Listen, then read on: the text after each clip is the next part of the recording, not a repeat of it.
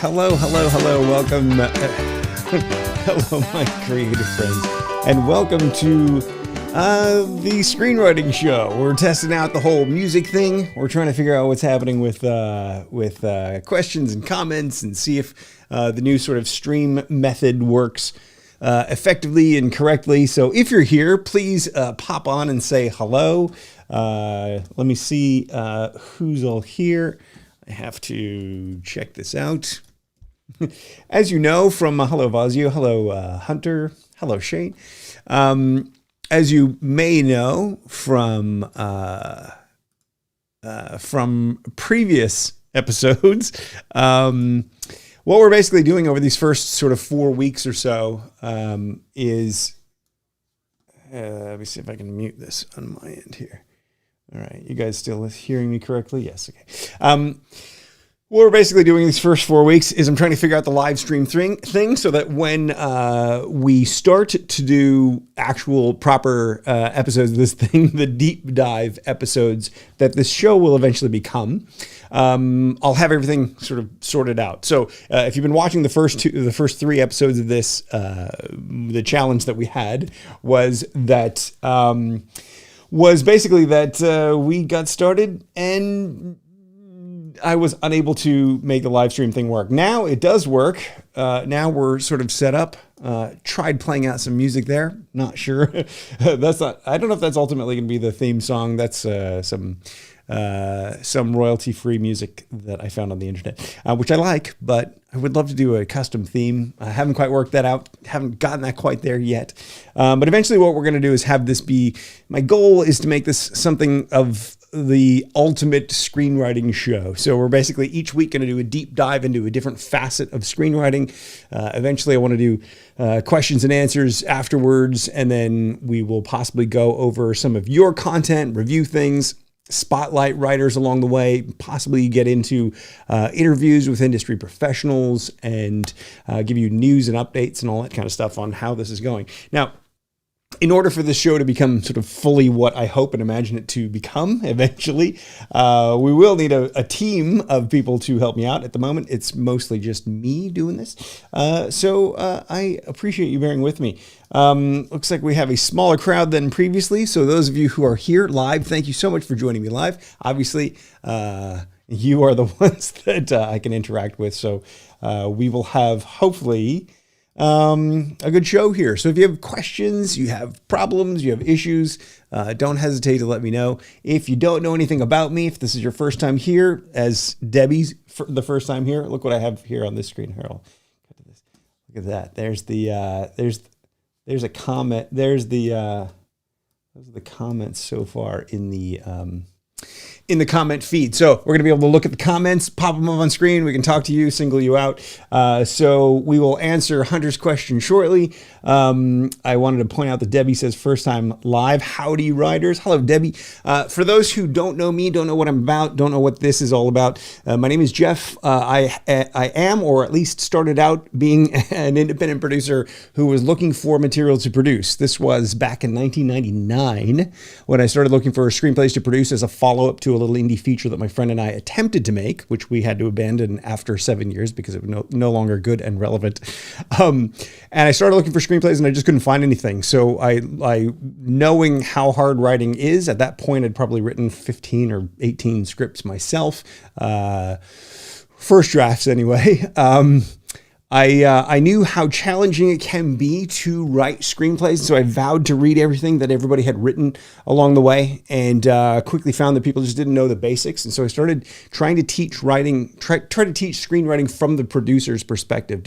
I talked to a lot of people who had a lot of great ideas, but turning them into not just screenplays, but viable screenplays we could actually say yes to, go out and package, get investment for, and actually physically make and take to market. That's a much bigger job job. Just taking an idea and putting it onto the page, particularly if you're just going to be putting it sort of quickly and spontaneously in some screenwriting software you just discovered for the first time.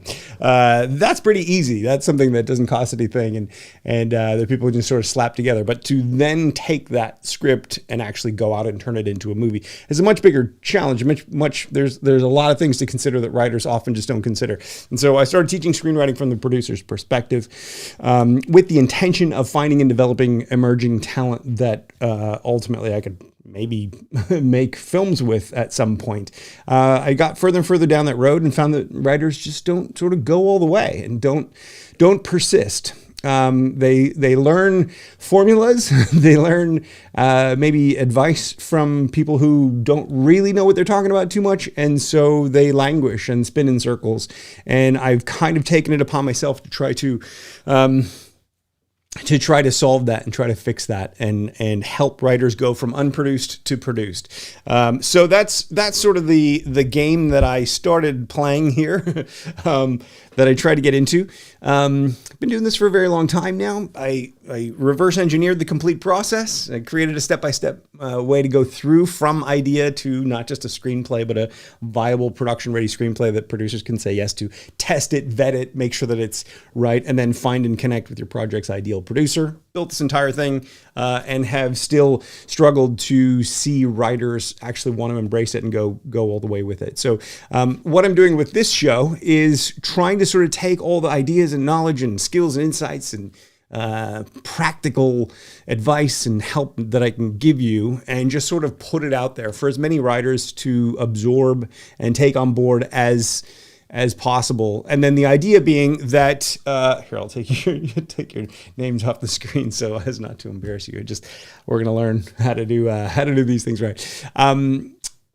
Basically just to try to get as many writers as possible following through with this. One of the great challenges that I have found over the years, and if you've been with me before, I apologize if this is a little bit of a broken record. One of the challenges that I have found along the way is that writers so often spin in circles, doubt themselves because they're not creating anything that's getting any traction, or they don't feel like they're getting better. And then at some point they just sort of succumb to their own insecurities and quit.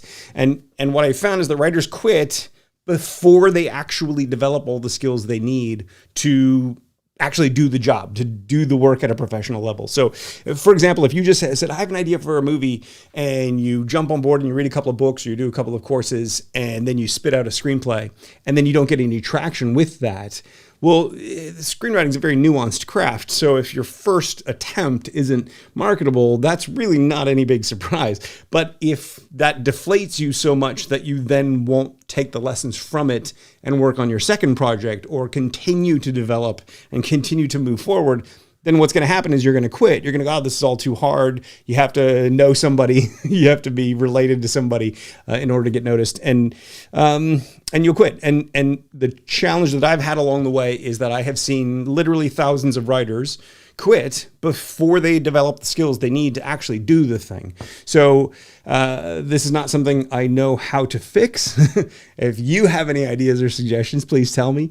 And we'll try to address them right here in this show. But so the idea for this show is to focus on a different deep dive aspect of screenwriting every week. And then what we're going to do is we're going to take those deep dive aspects and we're going to turn them into a resource module that you can have and reference at any point throughout your career. So that will start with the next episode. This is the last of the June episodes where we're more or less figuring out how live streaming works, and in the process, having more or less an open conversation about all things screenwriting to answer any questions that you have, to address any challenges that you might be facing as we figure all this out and I learn how to use the software and stuff. So let's go to some of the questions straight off the bat. Hunter says, what is the difference between writing a feature film, a TV pilot, a TV movie, and a miniseries? Well, they are all different products. So if you're writing a feature film, Generally speaking, you're going to be, if you're writing a spec script, it's generally going to be somewhere between 90 and about 120 pages. Usually the sweet spot's around 100, 105 pages, simply because one page is roughly equivalent to 1 minute of screen time. And so if you're talking about an hour and a half, hour 40, hour 45 movie, that's kind of where a spec should come in at, because it's quite possible you could write a 3-hour film, but if we don't know you, we're going to assume your work is bloated, and so you get a negative reaction to that sort of first feature film. A TV pilot, you're going to be writing whatever the format is. So if it's a half-hour series, well, then you're going to write it in half-hour form. If you're writing a sitcom, like one of those TV sitcoms, that has a very specific script format. If you're writing a TV, like one single camera comedy or drama, that you can usually use pretty much the same format that you would use for a screenplay. If you're writing a TV pilot, you're probably also going to want to develop some sort of a Bible for your show and some sort of sketch of what the series arc would be, because just a pilot all by itself is a little sort of, I mean, all of it's challenging to sell, but it's maybe a little bit ambiguous as to what you want to do with it or where you want to go with it. A TV movie is more or less just a movie for TV. So if you're writing for network television, which is TV commercials, you're going to be writing for act breaks. So you're going to need to know where your act breaks are. You're going to need to sort of delineate them that way. The difference between a TV movie and a feature, probably not going to be too big of a difference necessarily, because formatting wise, they're very similar. Content intent wise, they're both quite similar as well. It's just that for television, you're generally going to write with those ad breaks in mind. So separating the story out in that way. A mini series is obviously just a multi-episode piece of storytelling. So 6 episodes, so 6 1 hours. You're going to have 6 1 hour scripts. So those end up being, it really depends on how you format those and what you try to do with those.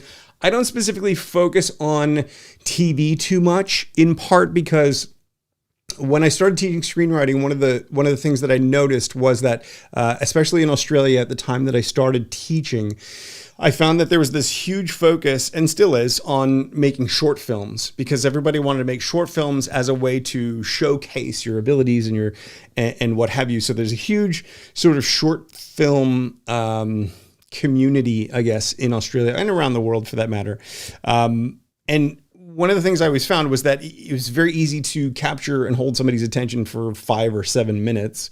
But it's a whole different story to take an hour and a half to 2 hours to weave a compelling narrative and grab an audience's interest and pull them in and take them on an emotional roller coaster and really build the connection throughout the story so that the story events are really something that they care about along the way. That's a very challenging thing to do.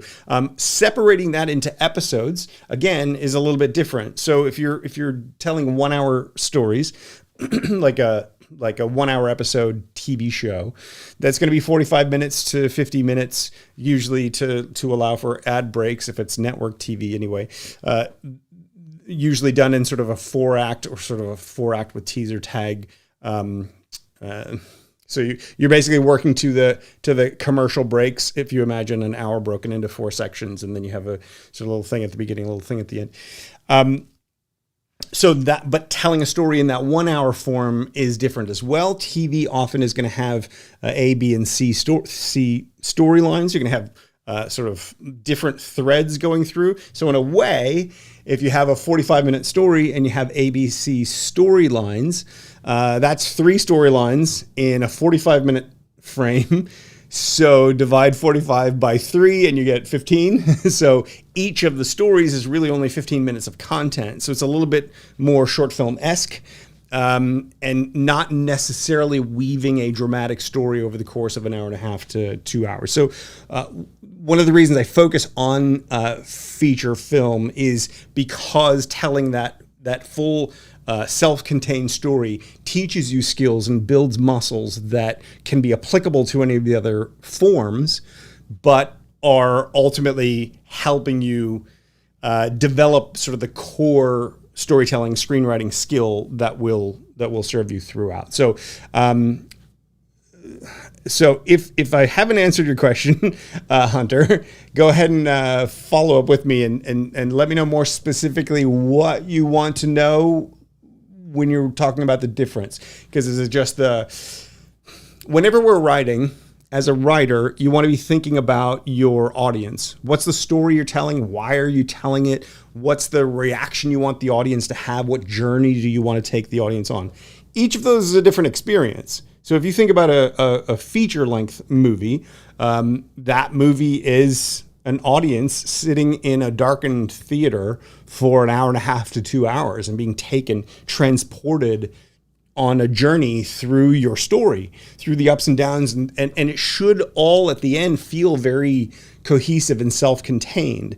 If you're telling a TV pilot story, well, what you're really doing is telling the beginning of an epic saga, right? Or something that is going to launch into something else. So the end of your pilot, we're going to demand to know, where's this going? What is this going to be? Tell me more. I want to know more about these characters. I'm invested. I'm signing up every single week, right? A TV movie is more like the cinema experience, but it's at home. So TV in general is a little bit more dialogue driven than visuals driven, because the TV is a little bit more passive of an experience. It's not quite as immersive as a feature film, at least in theory, at least the way it's intended and designed to be. It's not quite as immersive. So we're going to have a lot more, storytelling that it's not necessarily required to be watching the screen to be capturing every little detail. That's changed quite a bit as these things kind of blend and morph, and you start to see the streamers, Netflix or Amazon Prime or Hulu to some degree. Hulu's still more focused on kind of the TV model, but particularly with Prime, particularly with Netflix, you're starting to see shows that are sort of that emulating that theater experience. So they don't have quite the limitations, at least in the US and most countries around the world, I'd say, which have some sort of censorship on the broadcast television. There are certain things you can't do or can't say on broadcast TV, because in the old days that was free. But with Netflix, it has become more of a cinematic style. So some of these things blend, and I think the formatting and how you go about telling the stories blends as a result of that. But these are things these are the things to consider for miniseries. If you're talking about a miniseries for TV, it's all the same principles, but it's an extended story arc. So you're going to want to have a bigger story than a movie. Probably lots of different characters that come in and out of focus for the story, whereas the feature film can have that, but because it's a self-contained story, it's going to be, you're not going to necessarily get quite as sprawling. I think this is why writers are gravitating towards television more and more these days and wanting to pitch series. The thing to understand from a screenwriting perspective is to get a movie made is one thing. To get a TV series made is a whole other animal. It's a much bigger ask. If you haven't written much in the way of, things you can point to as, hey, I wrote those 4 films, or I created that TV show over there, it's much more of a challenge to get things picked up as a TV series. Because if you think about it, it's a much bigger investment from the company that you're pitching to try to get investors on board or what have you. It's just a much, much bigger job for a producer or production company. I think the day is coming. I think the day will come when we can make lower budget TV series. I mean, it's here already, technically. I don't know that the distribution infrastructure for low budget TV series is quite there yet. There's sort of this jump between web series and then TV series. So there will be the point at which we can make the lower budget stuff. And I think then you're going to start to see some really cool, you're going to start to see some really cool things with what's possible with that. But if from a writing standpoint, my suggestion to new writers is still going to be start with features and start sort of lower budget, so you can learn all the skills that will be applicable to all these other places, and you can learn what budget limitations are, and then you can sort of develop strategically from nothing to building up a career and moving into that. So hopefully that makes sense. Let's get back to the chat and see who else is here. So Vazio says, hello. Shane says, hello from sunny Vancouver. Hello. Tobias says, hello, very lovely tune. Good to see you. Hello. Debbie says, first time live. We said hello earlier. Your title says episode 3, but I think it's episode 4. Right you are. Need mods, as in moderators for this? Yeah, probably at some point. I'm not sure we have enough people here to justify moderators yet. We have 20 people on today. We were up to 38 people, I think, the other day. So I was able to get through all the text, all the chat and all that. Here's the other thing, guys. You got to understand. I haven't started promoting this show yet because I wanted to sort out all the technical stuff, and this being the first one where I'm going to jump around to a couple different shots here. Not shots, just different things on the screen. I haven't promoted it because I don't want to sort of promote something that is half-baked. Not that this is half-baked, just that it's me talking more or less. At some point, we will start doing some promotion for the show. And I think the interesting thing, if you pay attention to this stuff, is that these numbers are never going to get very high. One of the things I've found along the way is that I'm a fool for going down this path. I just don't think there are that many people that want to learn this stuff and want to learn screenwriting to this degree. Maybe it's me, quite possibly. But if you look at comments on my YouTube channel and, testimonials people have given me over the years, I mean, it's clear that at least some degree of people like what I do, and yet we just don't grow and expand that much. I just don't think there's a huge drive to be a screenwriter, which for those of you that are watching or people watching the replay later, when I tell people that there is like unlimited opportunity here, or that there is no competition, or that if this is something that you want to do, you should pursue it and you should follow through with it and you should do it. It's because I don't think we're ever going to get to the numbers that needs me to have, needs me to have lots of moderators, because I just think, I don't know, I think people don't think screenwriting is possible. And so because they don't think it's possible, it becomes a self-fulfilling prophecy where people don't think it's possible. So they don't do the work to develop the material to get the projects made, which means no one sells projects, which means it all gets developed internally. So anyway, that's a little bit of a side note, but that's how I roll in these unscripted ones. Let's see. Victoria says, every writer has to research for the sake of authenticity. I'm not a secret agent or a fireman, so how real does a character have to be? Okay, so interesting question. There's a lot you can research about a fireman or a secret agent. So at the end of the day, movies are not about reality. Movies are not about does this character do everything a real fireman or secret agent would do? If someone is a secret agent or a fireman and they watch your movie about one of those two characters and see themselves or the job they do, they're probably going to pick up on things that are not true to what they do. But you're telling a story. And so because you're telling a story, you want your story to feel authentic, to resonate as authentic to the audience that you're telling the story to. Now, you're not generally telling a story about a secret agent to secret agents. And if you are, then you probably want to get to know some secret agents and interview them and ask them about the reality of that kind of thing, because it's probably going to be a very different story. If we think about the mythical version of a secret agent versus what that day-to-day life experience is probably really like, they're probably two very different things. There's probably a story in that, by the way. But if those two things are very different, what is the story you're telling? What's the point and the purpose of that story? And so what do you need your characters to be to convey the story you're trying to tell effectively? One of the things that I have found along the way is that writers are you can get very hung up in some of the detail about your story or about your story world or about the characters in your story. And it's not so much about making them real. It's about making them authentic. Authenticity is different to reality.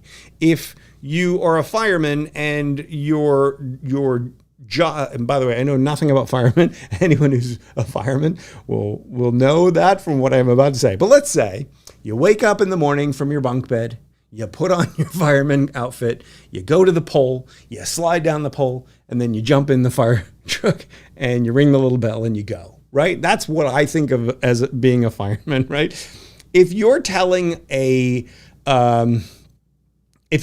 story that is about the mental health issues of the fire brigade, or of someone experiencing a trauma after having saved someone, or maybe been unable to save someone from working last week or in the fire that they were putting out. If you're going to tell a story like that, obviously you need to have a lot more research. You need to know, where do they sleep?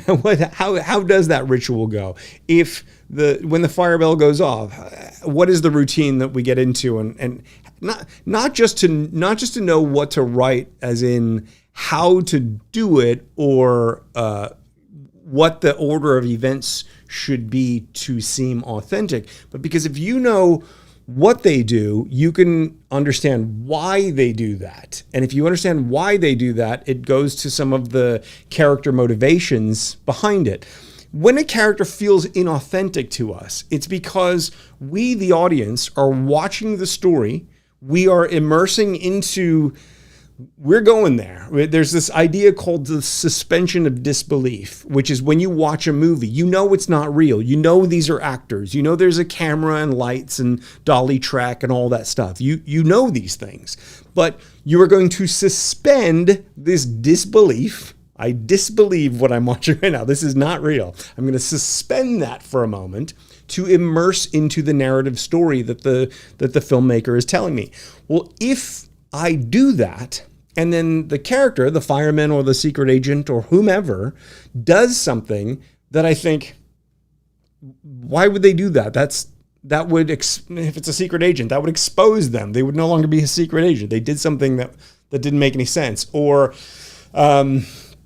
whatever. You can think of whatever examples.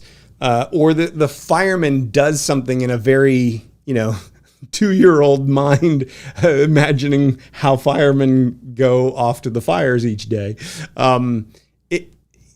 Obviously that is going to pull the reader out of it. They're no longer going to be able to immerse and vicariously experience the story that this story is telling them, because suddenly I'm seeing a character do something inauthentic, or that strikes me as inauthentic. Maybe it's very authentic, but it strikes me as inauthentic. I'm going to be pulled out of that story in much the same way as if I saw a boom in the shot. I'm going to be pulled out of that story, and no longer will I be able to suspend disbelief. I'll be looking at this now as a movie, right? One of the key things we want as storytellers is for the audience to immerse into our story. Why do we tell stories? We tell stories to convey a message or a meaning, or to try to say something, or maybe just to try to explore or examine some aspect of life. and what we think about it, and maybe make our commentary on that thing. We tell stories to entertain people. We tell stories to take people on a ride. Go on this ride with me. I'm going to dazzle you and make you smile at certain points. I'm going to probably tug at your heartstrings and make you sad, maybe make you cry at some certain point, maybe surprise you, dazzle you, pull you out of your day-to-day reality. And because of the fact that we watching stories are going on that emotional journey, we need to suspend disbelief. We need to not be watching every frame of a film thinking about the filmmakers making that film or the writer writing that film. And when you create characters that are inauthentic or that feel inauthentic, that's exactly what happens. Is we read it, we go, that's not how a fireman, and then it makes us second guess everything else about it. And if we're busy second guessing everything else about it, we're certainly not immersed into it. We're not going to feel the emotion of it. We're not going to be delighted by it. And we're not going to be necessarily entertained by it unless we're sort of watching it through a window, that kind of experience. So how real does a character have to be really depends upon specifically what your story is, what you're trying to achieve within that, and the context of where your character fits into the story. So like everything, there's no specific right answer or wrong answer for that. Let's see. Hunter says, have you ever written a TV pilot or a TV movie? Yep, wrote a TV pilot, pitched it to the head of Fox, got rejected. I've written TV movies, but never pitched those along the way. So yes. Let's see. Deb and Hunter are talking to one another. Which one's TV pilot? TV pilot. /series. What screenplays would you recommend reading? I recommend reading anything that was nominated for an Oscar. They usually put put links to those screenplays each year. Let's see. I recommend reading all sorts of screenplays though, but be careful about reading screenplays online, because if you're reading screenplays online, very often what you're actually reading are transcripts. So what people would do when the internet first became this sort of repository for information and everybody wanted to find the screenplays from movies, what people would do is they would go through and they would watch the movie, and then they would they would transcribe it in screenplay format, what they're watching on the movie. So the problem with that is if you're watching a transcript of the movie, you're not actually watching the screenplay that was used to make the movie. So you're sort of looking at it back to front, as they say in Australia. You're looking at it backwards. You're looking at it from the end result rather than, as a screenwriter, you're not writing the end result. You're writing the blueprint document. So you're writing the thing that will then be turned into a film. Very, very, very, very, very rarely will you write something that ends up on the screen exactly as written, because just the logistics and reality of production, at the very least, we will usually see minor changes along the way, if not major changes, sometimes enormous changes that make it such that we don't even recognize the screenplay in the final film. So if you're reading scripts online, what you want to try to do is find the earliest possible draft of the screenplay online. The challenge is that not all those are available, and if they are, it's hard to verify the authenticity of those.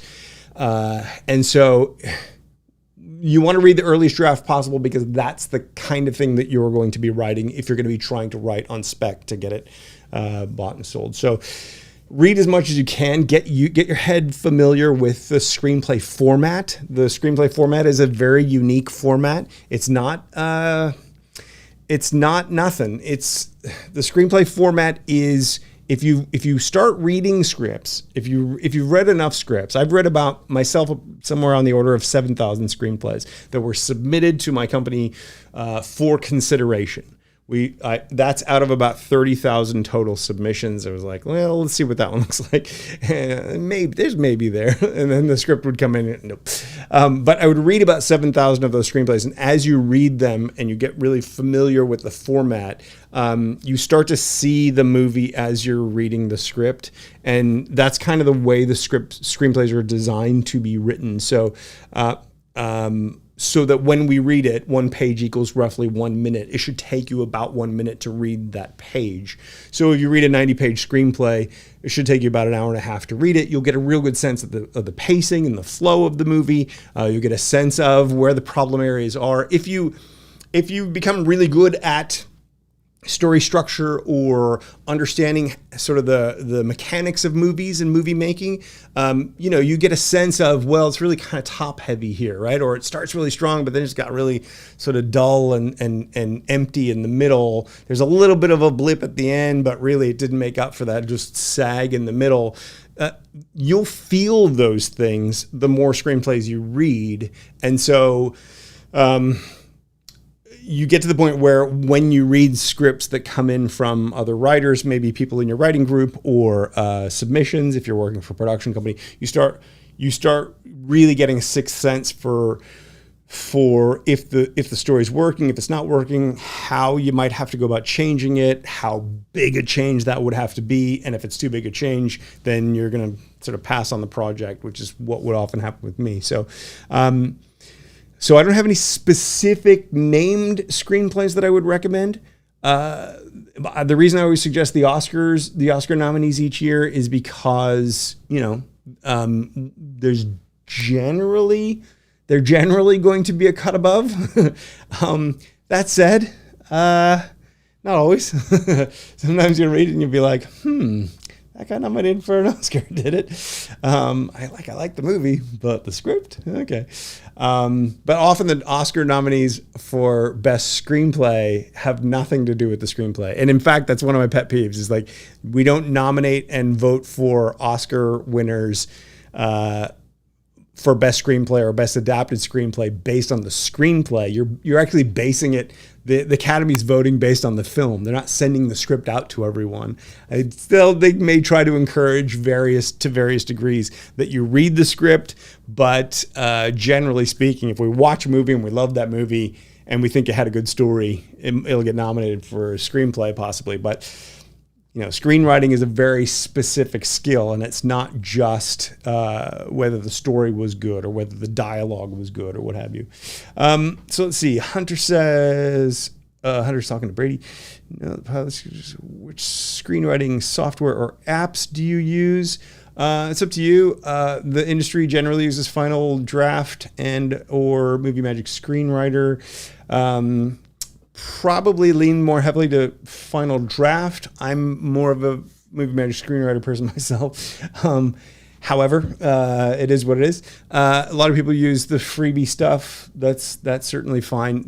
When you're in development, you're going to need to work with whatever the production company uses. So you write, let's say, a script in Celtics, I don't know how they pronounce it. You write it in that program, but we're going to use Final Draft, say, or Movie Magic Screenwriter if you're going to want to have the same software. So when we make notes, we can put the notes right in there and send it back to you and send it back and forth. So that's the reason for the professional software. I don't think it really matters too much these days. You can, cross port these things. Other than that, it's not an app yet, but Fast Screenplay is what I recommend. Joe says, "Hi Jeff, rock the script writing world." Awesome. Let's see. Mostly Scribner, but I have a subscription to Celtics. Okay. Oh, you guys are talking amongst yourselves. Okay, cool. Jeff, have you ever had a script made into a feature film or have come close to it? So, well, I wrote a script that a friend of mine and I produced. We spent about 7 years working on it before having to abandon it. It was one of those, weekends and evenings kind of a thing, where we're working regular jobs, paying for the film along the way, and we would shoot film. We get the actors back together for a weekend here, a weekend there, a few days here. We got this location over here. Do a big nightclub scene. So like we had to coordinate it a month in advance, and all that kind of stuff. The challenge with that one was it took us so long to do it. This is right as nonlinear editing was coming into being. Well, it existed, but it was really expensive at the time. Like we were looking at buying a machine that was going to cost at the time like $10,000, $11,000, $12,000, something like that. Media 100 media. I can't even remember what it's called. Medium. Somebody will know. But we had a Steenbeck, a little flatbed editing table. So we edited, cut it, little pieces of film, rolls of film, and you roll it and you wind it through and you go frame by frame and you cut the frame. And anyway, it took a long time. We ended up working on it for about 7 years before things changed along the way. To put it this way, one of the things that in our story was the idea was we were going to make a meta film. And so it was going to be about these guys making a film. And in the end, you realize that the film they made was not the movie that they were trying to pitch throughout the movie, but the movie you just watched. And so at one point they go to pitch an investor, and then they're talking about if you invest $50,000 or something, you could make like $50 million out of it. And it was just so absurd. It was just absurd on the face of it, and it was intended to be. And so they get laughed out of this meeting. And then like a couple years, like a year and a half after we shot that scene, Blair Witch Project came out, and for $60,000, I think they made $300 million or something.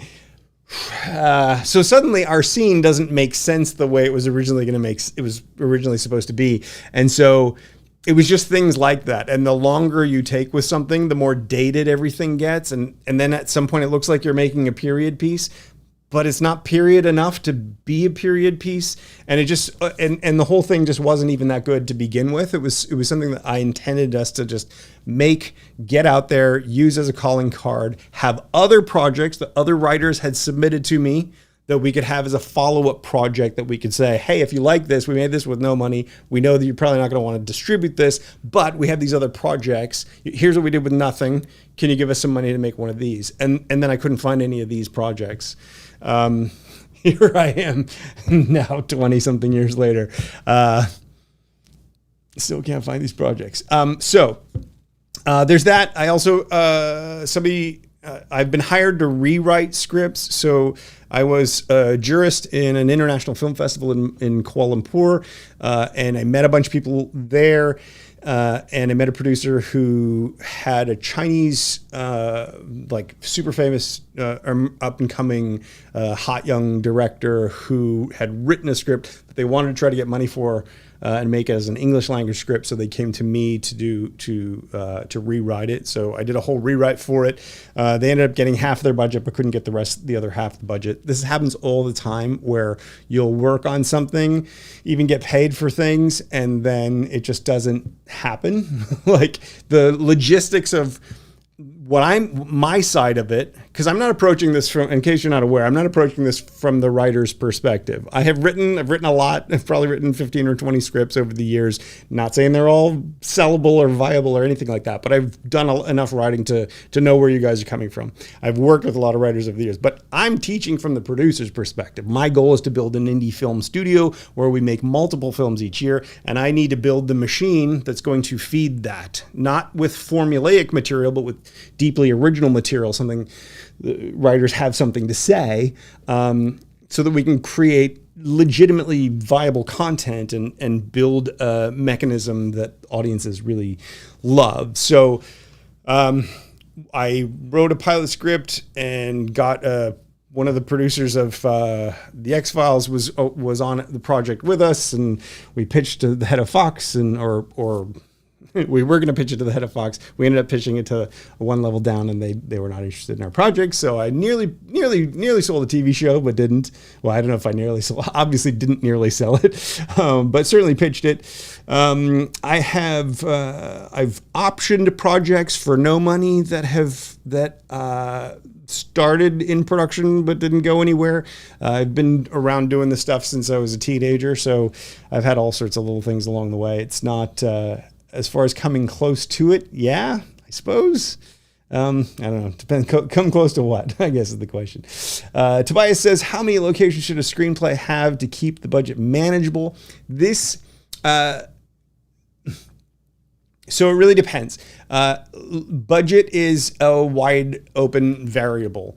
Budget is what you can make today on $50,000 or $500,000 or $5 million is very different to what you could make 15 years ago. But when I first started, 25 years ago, when I first started teaching this stuff for those very same amounts of money. For $50,000, when I first started teaching screenwriting, there was no way you could make a feature film, but it would probably be a Super 8 film or maybe a 16 millimeter film. Even our little film, we estimate we probably spend almost $300,000 on the one that we had to abandon. So it depends. If the producer or the team that's making the thing has access to big exotic locations or something unique with a lot of sort of visual appeal and what we would call production value, then maybe we can shoot something with lots of different budgets. The old sort of rule of thumb was to limit it more or less to one location. So you'd have the old cliche. There was a guy that used to teach, I don't know if he still does, so I won't say who it is, but he used to teach this weekend film school thing. And his whole thing was the way you write a low budget film is you take 5 people or 8 people to a cabin in the woods, and then you have a serial killer coming after him or something. And it was like, yeah, that's sure, if that's the story you want to write. So that would be one location. So in theory, one location, if you want to make a super low budget film. Manageable budget is a very subjective thing. I know producers or filmmakers who just would not think it realistic or plausible to make a movie for $50,000. So I know people who are, they wouldn't even think of making a movie for less than about $500,000, and they're connected in financial circles to be able to get the money together to make that. So what budget, how many locations would be in a budget that keep that manageable is different to that. So there's a whole lot of, how long is a piece of string is really the question. It really depends on so many of the factors, from what you have to what the budget actually is. I wouldn't be thinking necessarily in that way. If you're thinking about writing to budget or writing something that you could make on a lower budget, you just want to be thinking about what elements do you have and how are you logistically going to be able to shoot those things? If you write something that's set at, LAX International Terminal, which is a very distinctive location, which is probably going to have thousands of people, in the background, how are you going to actually capture that? If you're going to be walking through that, filming in that location is not permitted. So that's going to be a really hard thing to do. You could possibly cheat it with some sort of green screen combination thing, or you could recreate it these days. You can recreate a whole lot of things in a 3D program. Maybe do it with a soft focus thing. So your character who's on the green screen is walking through the green screen, everything around him. You can see the broad shapes. They're 3D, but you can see the broad shapes of the building and people milling about, but it's all sort of fuzzy, kind of like the background here. And maybe that was intentionally shot that way. There's so many things you can do to make something bigger happen. So we'll talk more about budgets and writing for budget as we go along. So hopefully that helps for now. Entertainment is so subjective. What entertains one person might bore another. I would think entertainment is a one-to-one ratio with commerciality, where the more people, was there more to the, let me see if there's more. Let me see if, here, let me move this part over here so that you don't see these weird clicks all the whole time. Let's see. Oh, where the more, it did. So yeah.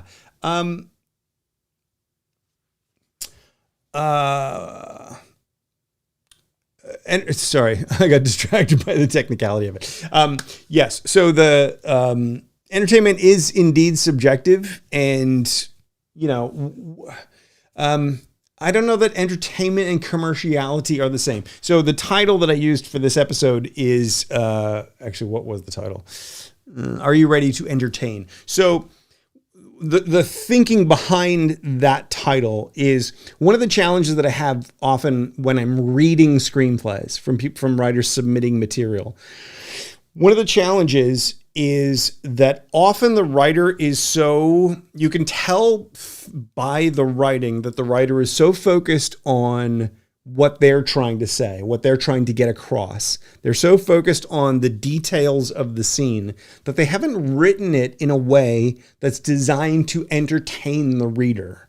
One of the things about storytelling, movie making, is that it's not just about what you're trying to say. It's not just about the message or the meaning or that. It really is about entertainment. It's about taking maybe their minds off of whatever's happening in their lives or the busyness of their day, and giving them something that they can sink into, a world that they can immerse into, and a character or characters on a journey that they can care about and follow and go through. And the only way that we're going to do that is if on some level it's entertaining, if we're drawn to what we're watching, if we're drawn to the characters as they appear, we're curious about where this is going to go. There's something maybe fun about it. Not always, not every story, but usually there's going to be some element that we delight in. Now, how do you capture that and connect with that on the screen? Well, you do that through your word choice and through the language of the story that you're telling. You do that through how you reveal things on the page. You do that not just through what's happening in the scene and how it's unfolding, but how you're writing it and how the reader is going to experience it. One of the things that I have found is that writers, believe it or not, I would argue, rarely consider how the reader is going to experience this thing that they've written. So are they going to laugh at this point? Are they going to cry at this point? If you want to make an audience cry, if you want to make a reader cry, it's not about having characters on the page who cry. It's about putting the reader in that experience such that they feel the emotion of empathy or sympathy or tragedy or heartbreak or whatever it might be in that moment that they cry. Emotion is a reaction. Emotion is something that we do as a reflexive response. We don't laugh at something because we think ahead, this is very funny, I'm going to laugh now. Ha ha ha ha, right? Like the laughter is spontaneous. You say a joke, I do a spit take, right? You surprised me with it. The laughter is an instinctive response. When you cry, it's because you're witnessing something that suddenly you maybe put yourself in that situation, or you empathize with these characters, or you're watching something unfold that just hits you there.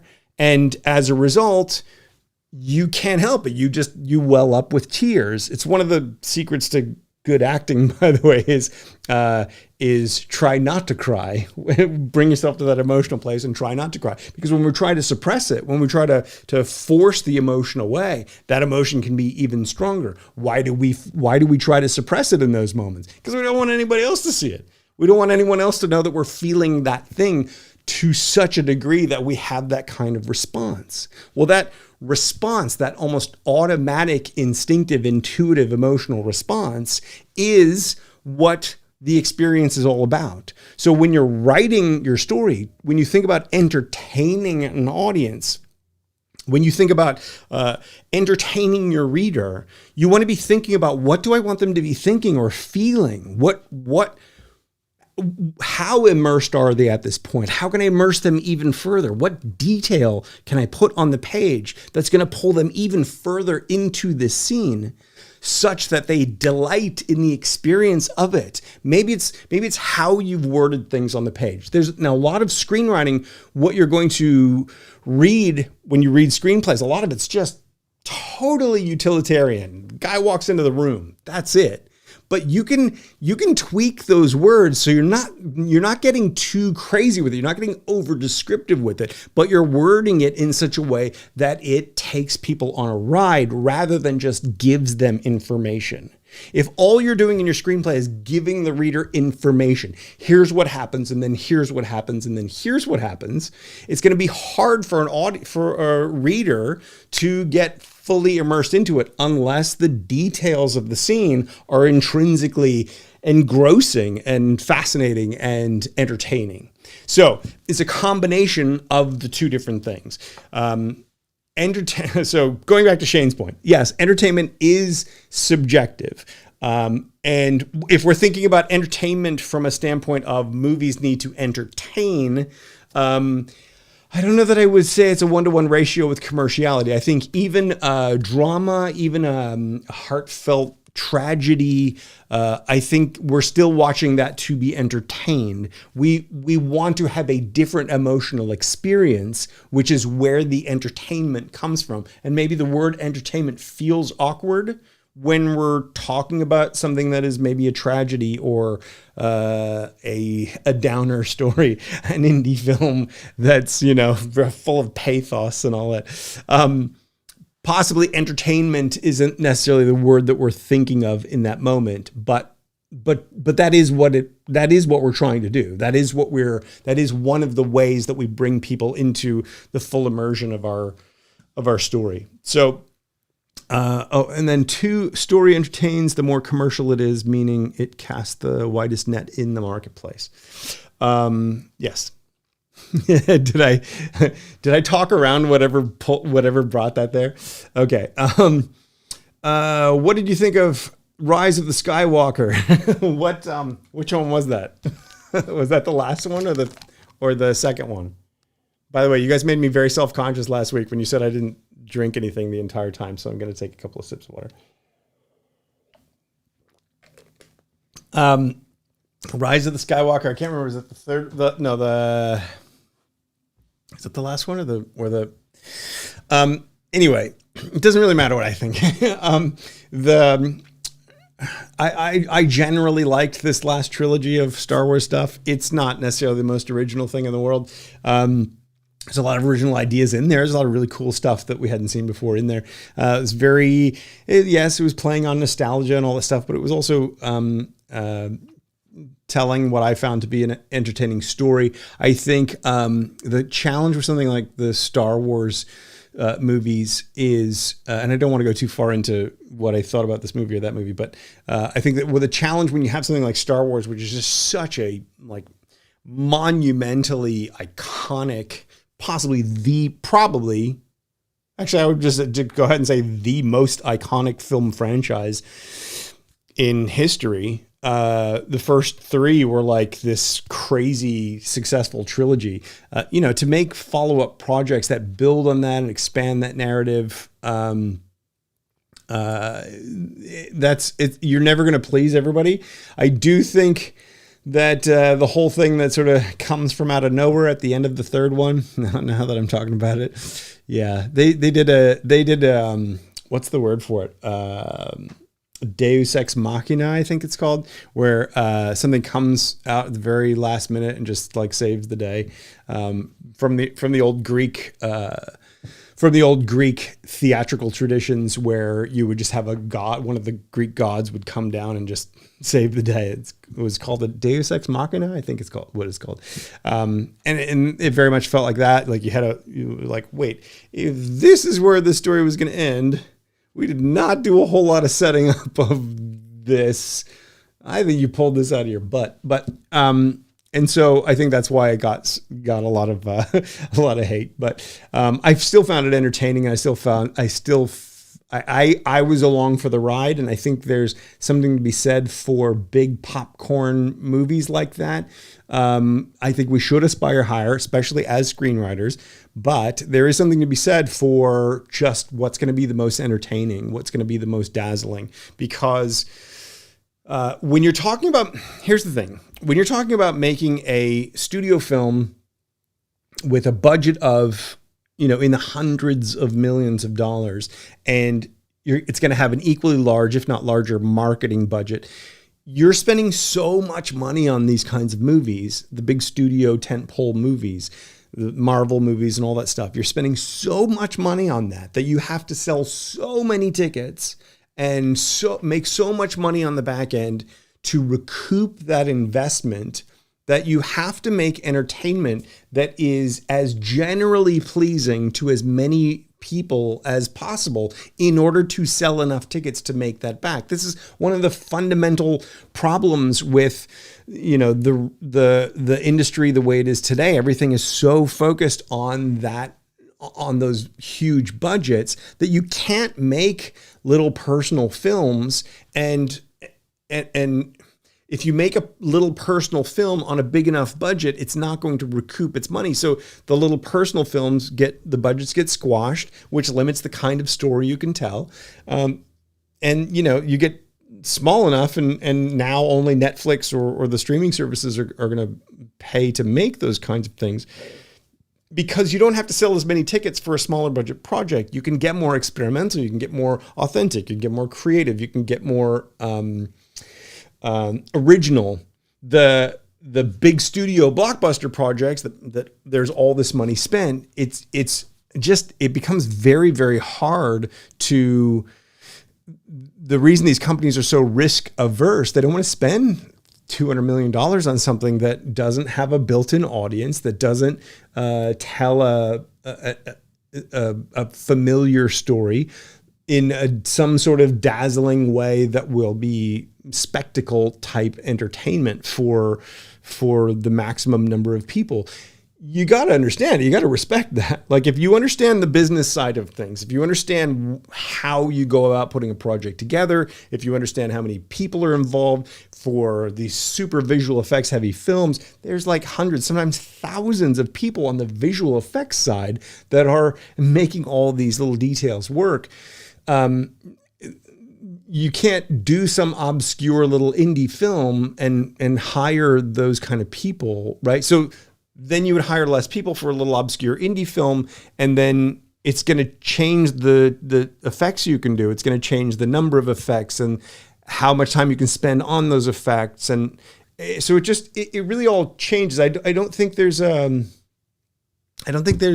I feel like screenwriters often are very judgmental of that kind of thing and not really taking into consideration all of the factors involved. And so, and then somebody like Chris Nolan comes along and makes a wildly original story, and audiences are like, I don't know what that meant. And so, then there's not necessarily a whole lot of money spent on that kind of a thing. So anyway, so then you lose money, and then you're not able to make more of those kinds of movies in the future. So anyway, hopefully that makes sense. Michael, hey Jeff. Hey Michael. Tobias says, good answer. To Shane. Good answer, Shane. Hopefully. Oh, was that what your 1 and 2 was? Were you answering somebody's question? And here I'm going off talking about whatever. How many drafts do you think are good to have before the final product? That is like how long is a piece of string? I think it's almost impossible to have fewer than probably 3. the example I always like to give is Little Miss Sunshine author Michael Arndt, I think his name is, said he wrote Little Miss Sunshine in 3 days, but then he spent the next year rewriting 100 drafts. So I don't know. The question isn't how many drafts do you want to write. The question is, or do you have to write? The question is, when is your project successful in doing what you've set out to do? So one of the great challenges that writers have is that that I see writers have is, I believe, they don't quite know what they're trying to do with their story, or they don't have necessarily a solid sense of what they're trying to achieve. So how can you know if you have been effective in achieving that thing? So if you're new here, not you, Bozio necessarily, but anyone watching, there's a phrase that I like to say all the time, which is there is no such thing as good or bad. There is only effective or ineffective. If you say a script is good or a script is bad, you're making a judgment on that draft and on that script. And so by making that judgment, you're closing your mind to new opportunities. If you say, oh, this script is terrible, well, you're judging it and you're about to throw it out, right? That's the instinct when something is terrible.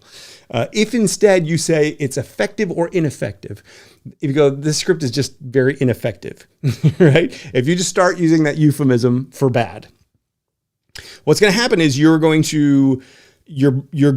brain immediately goes into, well, ineffective how? And that immediately sparks your brain to go off in the direction where you're looking for ways to make it more effective. So if you say my first draft was very ineffective at what? Well, okay, I wanted to make a story that was more about this, or that had this kind of impact on the audience, or took them up more on this kind of a journey, but it was ineffective because by the time we got to the end, I just didn't care anymore. Well, okay, now we know we need to add things in here that are going to build up our reason to care, or that are going to build up that effect of that story. And if by focusing on that, the question of how many drafts do you write really goes to how many drafts do you need to write to make it effective. When I read a script or I watch a movie or a TV show or whatever, when I'm not in like turn off my brain mode and just like let it wash over me, because I'm usually in that mode now that I have a toddler. But when I'm watching a movie and I'm like critically watching it, my question is always, what are they trying to achieve here? What are they trying to do here? And then how well did they do it? Because it's entirely possible that I'll watch a movie that I don't really like, but I gotta look at that thing and say, well, they wanted to achieve this and they achieved that, right? So maybe it's making you feel super uncomfortable, or maybe it's make you think about some aspect of life or some theme. And boy, they really got under my skin and they made me think about that thing. And yeah, now I'm questioning that or whatever it might be. So how many drafts? This really, really depends. Debbie says, what's the dollar range for a low budget movie? Generally speaking, a low budget movie is going to be kind of anything under $1 million. But these days, because with the rise of the micro budget movie, it can be like anything down to probably low budget these days is probably considered somewhere between 100 and 500,000, maybe up to $1 million. The days of million plus to 1 to 3 million used to be sort of considered low budget. There was a time when I think up to 5 million was still considered low budget. These days, a $5 million budget is definitely a mid-range budget. It's a very reasonable budget. You can do a lot. What is the status of our 3 micro budget features? They are all on pause indefinitely. So the 3 micro budget features that you're probably referring to there, Sweet. I'm going to call you Sweet because I don't want to call you Idiot. About 2 years ago, I started a show here on this channel called The Daily Prompt, and we were going to follow I was building the writer's room. This is such a long story. I don't know how far I want to go into it. Long story short, I pulled in a bunch of people who had not completed my system. So I built the system. that takes writers from the very beginning to the very end of the entire process. Before you have your idea, through story development, writing, rewriting, polishing, testing, making sure it's viable, and then connecting with a producer. If you have all those skills and you have a system whereby you can do that stuff intuitively, in my opinion, you're ready for development for production. So I wanted to build a new module at the end of Fast Screenplay called the Writer's Room, where we were going to take people who had completed the system and who, in theory at least, had those skills, and who, in principle, were learning how to do those skills intuitively. And we were, each of the people in the room were going to write a different project, and then we were going to go out and make those projects, at least one of them, and up to all 10 of the people in the group. In order to test that out, to start getting that ball rolling before we had the writers, I pulled people who were friendly and who I've known for years and who had done parts of it and were supportive of what I do. And we sort of pulled a bunch of people into this group to sort of get this ball rolling initially. And we're going to make three micro budget features initially.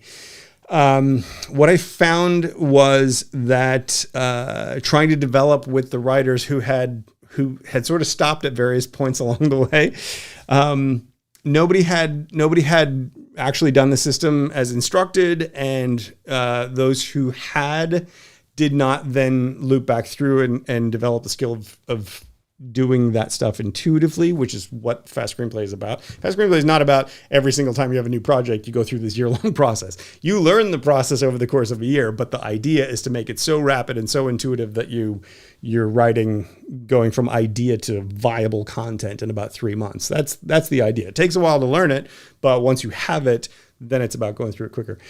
The problem is, very few people do that, and the people in the group hadn't done that. And so just the way of developing the projects became a lot like just any sort of script development where you sort of haphazardly just try to improve a project and spitball ideas. It was very sort of the systematic approach that I wanted it to be didn't really work out. And the thing to understand is this, I have wanted to make movies since I was about 12. I wanted to be in movies when I started when I was about 8, but I got into wanting to make movies from my teen years. And so along the way, I realized that the quickest way to get there is to make a horror film. And I didn't want to make horror films. So I wanted to try to make sort of a cut above sci-fi type stuff or some grand stuff. I did improv comedy for a number of years, so maybe making a comedy, maybe making dramas, whatever. I'm not too worried about what I want to make, but I wanted to make stuff. This experience that I had with making this little low budget project that we spent 7 years on and it didn't work out, kind of scarred me on some level. So it became really about, at that point, and I started teaching writers, I really became fixated with this idea of solving the script development problem. I want to get to the point where there is an endless stack of projects. Any which one of them I could make. And the reality is, these days, if as a production company, we get in 1,000 screenplays, only about one of those projects is going to be something we could say yes to that we would want to make. Now, only about somewhere between 20 and 50 maybe would be projects that anyone could make.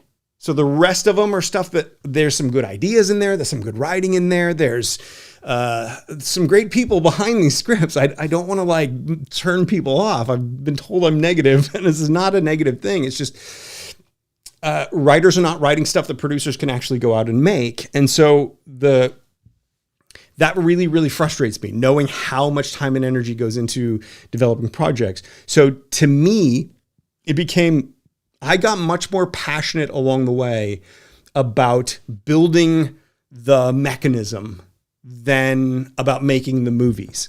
I have scores of stories that I want to make and movies that I want to make. But to me, each one of those is going to take a couple of years, right? Based on my sort of life experience. And so I don't have all that I probably did when I started this, but I thought I didn't. And it probably would have been quicker just to make my own films than to try to build this whole thing. But along the way, every time I sit down to try to make some micro budget films or to do a film of some sort, these things are still percolating. The problem is, if I focus all my energy on that, I will necessarily have to stop doing these things, right? I will necessarily have to stop building the machine. And so I'll admit to you, it's a very much of, I'm conflicted a lot. Before we started this, I was like, why am I doing this? Writers don't care. Writers don't care. Nobody cares. This is great. There's a lot of good information. I'm happy to pass along to you whatever information I can. But at the end of the day, I feel like nobody cares and that nobody's going to follow through. And I don't mean that to be pessimistic. It's just my experience so far. And I desperately want you to prove me wrong. But if you don't, and if people don't, and like no amount of I love this person or I like you or I like your ideas, no amount of that is going to get us to viable screenplay, right? You as the writer are going to need to have the skills to be able to do that. And if I'm going to be the producer or be the filmmaker on it, we are going to need to be in sync on some level in some way, right? If that doesn't happen, no matter how much I like you, look, I have some very good friends in my life who know nothing about screenwriting, who I would love to work with and make movies with. But somebody has to turn the idea into not just a bunch of pages with words on them, but like a viable, compelling story that pulls the reader in, that hits those emotions, that takes them on that emotional journey, that builds, that is then at the end of it marketable, is something that connects with an audience of some sort, that we know what we would be able to do, that is actable, that actors could actually say these lines of dialogue, or that we could logistically shoot. It's like it doesn't matter how much we like each other. It does, but that's not going to get us to the viable project. So when we talk about the 3 micro budget projects, I'm an optimistic guy, so I'm always thinking this time's going to do it. We're going to get there with this.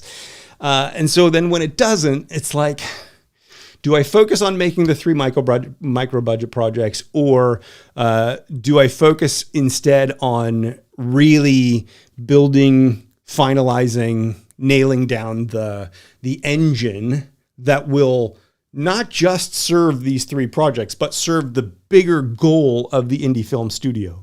If your goal is, as my goal is, to make multiple films each year, started out as a goal to make 3 to 6 films a year. It's turned into a goal to make 12 films a year, and then expanding over time to eventually releasing a film a week with production teams all around the world. I have bigger ambitions than that even, but first things first. I mean, we gotta get some projects going, right? So if writers are not doing the work to develop the skills to get to the point where we can actually work together to develop the projects for production, it just becomes untenable. It becomes hard to actually do.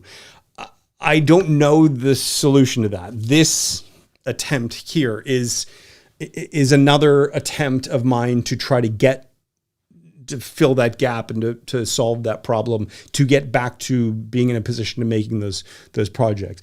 We could go out and shoot, a no budget movie next week. We could go out and just shoot something and piece something together and make a movie, but that is not going to showcase great writing. And if it doesn't showcase great writing, or at least solid writing, if it doesn't showcase at least what writers are capable of doing through the mechanism that I've built, well, then that doesn't serve the mechanism that I've built, which then doesn't help it become the mechanism of development. So, long roundabout way of saying they're on pause.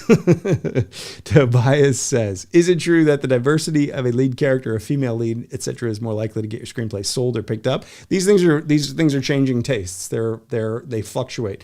I would say if you want to write a story with a ethnically diverse lead character or a female lead, right now probably is a good time to do that. It's what people are talking about these days. It's what we want to see. At the end of the day, I'm a big believer that, like, my fundamental belief is that, and forgive me, those of you who've heard me say this before, but my fundamental belief is that every single one of us has a unique window on our world. You see things in our world that no one else will ever see. You have experiences. You interact with the world. The world interacts with you in ways no one else ever will. And that gives you experiences and perspective and imagination and insight that no one else will ever have. It's your job to tell those stories. One of the reasons that I think telling diverse stories is a great idea is because we're going to start to see stories from perspectives with insights and ideas and imagination that we haven't seen before. That's fantastic. I'm a white guy. The fact that, we've had lots of white guy stories over the years, I can relate to a lot of that stuff. It's probably one of the reasons I have a lot of passion for this, is because growing up, most of the heroes were the white male, and I can relate, right? But that didn't necessarily give me the diversity of point of view. That didn't help me see the bigger picture or the nuances of life in the world. When I moved internationally and I started living overseas and started traveling to different places all around the world and started seeing and getting fascinated by and immersing into how different people live and how different people experience the world and what they think of America, what they think of Hollywood entertainment, what they think of just day-to-day life and how you go about living and what you aspire to and what you dream about and the relationships that you have. The diversity to me is I love it. It's like I want to tell all those stories because that to me takes my white guy point of view and just broadens it and expands it. And I see so much more and I learn so much more and it makes the whole meal taste better. That's my point of view. That's what I think. So I don't necessarily think of creating diversity in your cast or in creating a female lead or a Hispanic female lead or a black man as the main character or whatever, right? Like tell the story, use the characters that are right for the story and the ideas and the perspectives and the insights that you want to tell. If you're a white guy and you're telling a story with a female lead, at this point, we're sort of in that flux moment in history where I don't know how that's going to what the reaction is going to be to that. I don't know. Are you, what's the word? There's a word for it. Like co-opting that point of view. I don't know. But if it's an authentic story, not true, if it's authentic and the characters are real and they resonate and you're telling us a story and something engaging that we care about, I think that's valid. And I think we as storytellers need to be open-minded to what other people think and feel about those things. It can be the industry can look at these things in a somewhat cynical, capitalistic way, I guess, of like, well, let's do this because that's popular right now. And I, for one, because I've been so immersed in story and storytelling and writing and stuff like that for so long, I think that's not the reason to do that. If you notice that is sort of a trend that's happening, go with the trend if that's what you want to do. But you tell the stories and create the characters that are right for what you're trying to say. If you're trying to say a very white guy message through a diverse cast of characters, it's going to feel a little inauthentic perhaps, or it's going to be a little dishonest, if you know what I mean. So, these things I don't think there's any right or wrong, and I don't think it's anything that we should shy away from. But I also don't think we should do them cynically. I think we should do them because it's right for what we're trying to do. You'd be surprised lots of people are entering the field these days. That was for my message before about, by the way, there's got to be a better way to show you these. I notice here I can click to add to broadcast. So I think that'll pop up. Yeah. So I can do that where it like pops up as a text. But we're not going to, so I still need to learn. I still need to understand how to do this stuff better. Anyway, Tobias says James Bond is the worst secret agent in the world, but he certainly sells movies. Get smart. Fish out of water. Just joined this live. So cool to see you responding in real time. Thanks, Kay. Kay, on your note about trying to be of service in a field that doesn't garner a large following, wouldn't you say that has more to do with the obscurity around the life and significance of a screenwriter? Yes, absolutely. I will never forget. I've told this story before, so I apologize to the regulars. I will never forget. I was living in Sydney, and when I was doing the weekend screenwriting workshop the first time, when I was doing the live workshops, I flew to Melbourne to do a live workshop, and I got in the cab, and the cab driver was driving me to the venue, and he said, "Oh, so what are you in town for?" And I said, "Oh, I'm here to teach a workshop." And he was, "Oh, what do you teach?" And I said, "I teach screenwriting." This guy was like, he just went silent for like a minute, and it was just like, he clearly had I spoke a foreign language. It was like, I don't even know what screenwriting is. He ultimately told me that he didn't even realize that movies were written first. Like, I guess he just thought we just went out and started filming stuff and hopefully ended up with a good project. So yes, it doesn't help that screenwriting isn't particularly celebrated within the industry. We don't generally know who the screenwriters are. You have a few of them, Sorkin or Tarantino, but Tarantino because he's a director, Sorkin because he likes the limelight. And they have distinctive styles. Maybe Mamet, but he comes from theater, so he's loved and respected as a theater writer first and foremost. There's not too many people that you know of as famous screenwriters. And I personally would like to change that. It's one of the ideas that I had for this show, is to get interviews, some interviews with people on here eventually, as we work out all the kinks and details of all of this, would be to try to change some of that.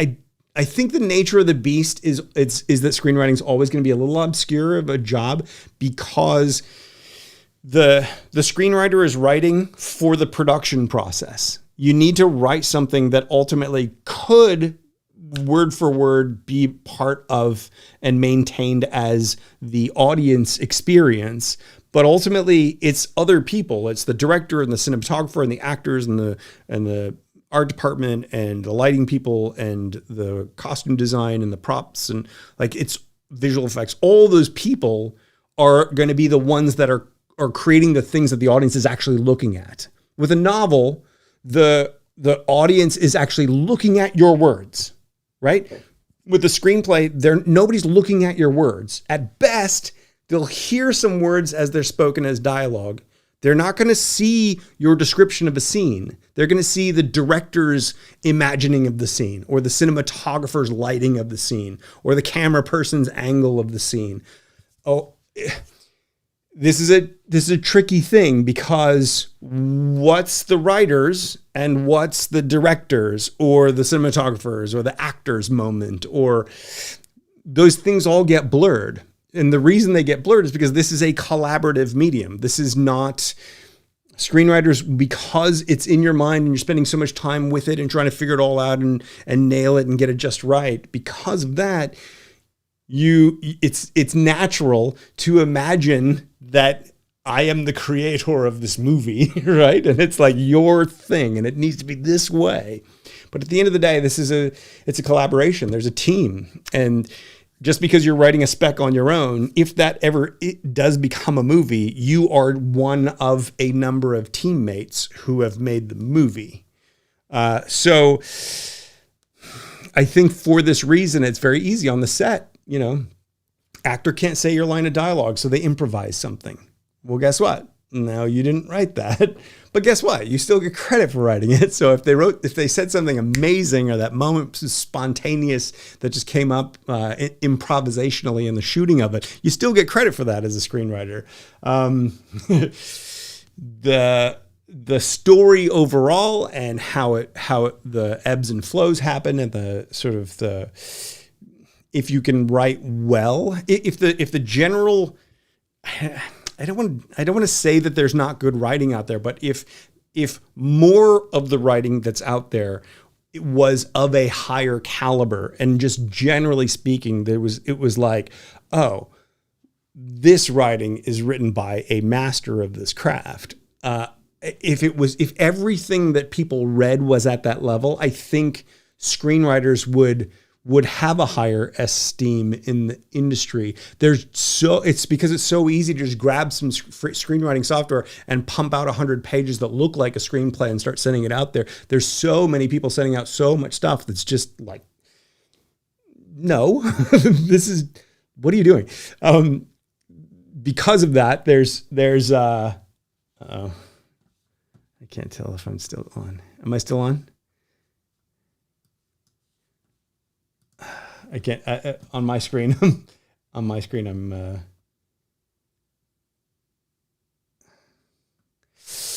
right.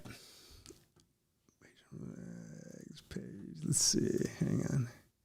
Am I still going? You guys, can you guys still see me? Okay. You hear me?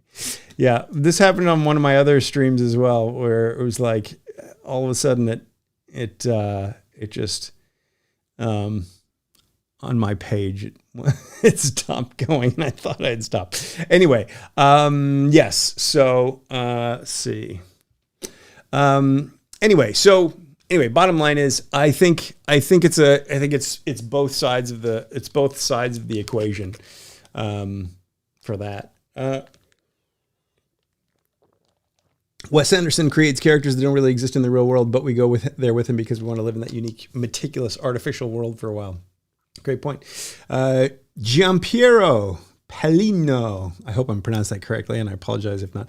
How much money is a movie screenplay usually sold for? That depends on if it's if it's a union or non-union. Union. You can look on the Writers Guild of America website. They have current rates because they negotiate what union rates are. I think it's 100 and. Or is it 85? I can't remember. I can't remember.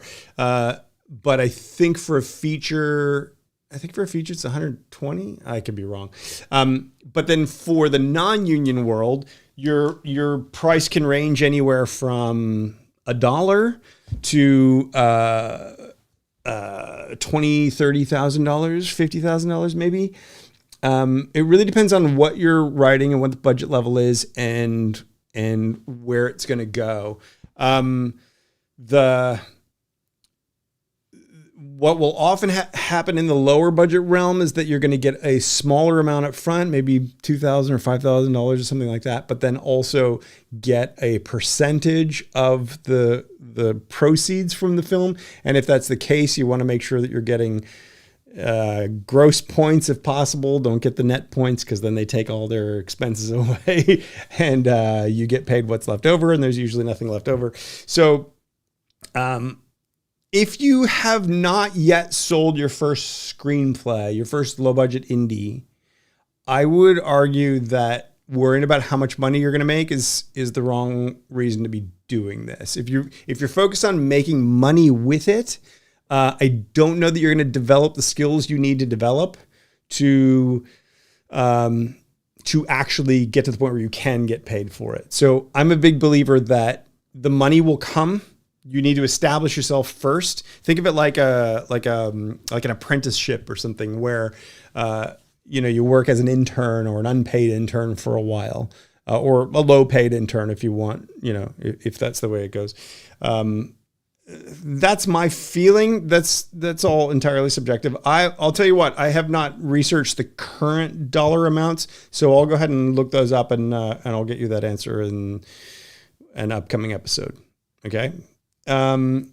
Victoria says, I'm okay with interviewers, never really dazzled the interviewer. Can a pitch be the kiss of death for me? Well, so yeah, a screenwriter is going to need to get good at pitching, but largely because, consider this. So I have this phrase that I have said many times, and if you've watched me before, and I will say many times again, moving forward, there's only one way you will ever sell a screenplay. Only one way. Only one. And that is if your project meets the immediate needs of at least one producer. In other words, you've written something that at least one producer out there goes, that's exactly what I'm looking for. I want to make that right now. The reason people think this is a big crapshoot or it's all luck and it's all who you know and all that stuff is because they can't imagine ever creating that situation. They think that's just fluke. You happen to bump into the person at the right place at the right time, which can happen, but you can also create that. You can make that happen. However, what is much more likely to happen is you write something that someone reads and goes, this is fantastic. I love these scenes. I love these characters. I could never make that. I'm not in a position to make it. I don't have the resources. It's the wrong genre for me, whatever, any of 100 reasons why that doesn't happen. But they go, this writer's fantastic. I want to know more about this writer. And then they bring you in and they say, what else have you got? And then you can pitch 2 or 3 different projects. You can start pitching a project and they go, no, what else have you got? Start pitching another one. No, what else have you got? Okay, yeah, whatever. Often the pitch is going to be because they like you or they like something about you or your writing. And they want to know if there's anything else that you've got already that could be something they're more interested in. Also, you pitch to help them see the kinds of ideas you have, and they can get a sense of how in sync with them you happen to be, so that maybe they'll throw an idea out at you. And then you go, well, with that idea, I'd probably do something like this, or off the top of my head, I'd do something like this. Give me a little time with that and I can come up with something cool for that. Pitching is an art form unto itself. It is an art form that we teach in Fast Screenplay. It's something that I've woven into the payoff phase, which is the marketing part of it. Once you've got a tested, viable, production-ready screenplay, it's how we find and connect with the producer. Pitching is definitely a part of that. Can it be the kiss of death for you? Possibly, but people also understand that writers tend to be a little bit more introverted and tend to be, if you're a really good idea person and you're a really good storyteller, you're a really good writer, you may not necessarily be a really good orator or someone who talks in front of people well. And if that's the case, then that doesn't necessarily rule out you as a writer. And so I would go into it with the assumption that it's not necessarily going to be the kiss of death for you, but getting better at it could certainly be the thing that sort of opens those doors and gets you further along. Kay says, we know so much about actors and directors and their process, but it seems that screenwriters and their work are not as easily accessible or celebrated, so it comes off as more of a niche. Yeah. Tobias says, what would you say are your 3 best movies to learn screenwriting craft from? I do not say watch 3 movies to learn screenwriting. Here's the thing.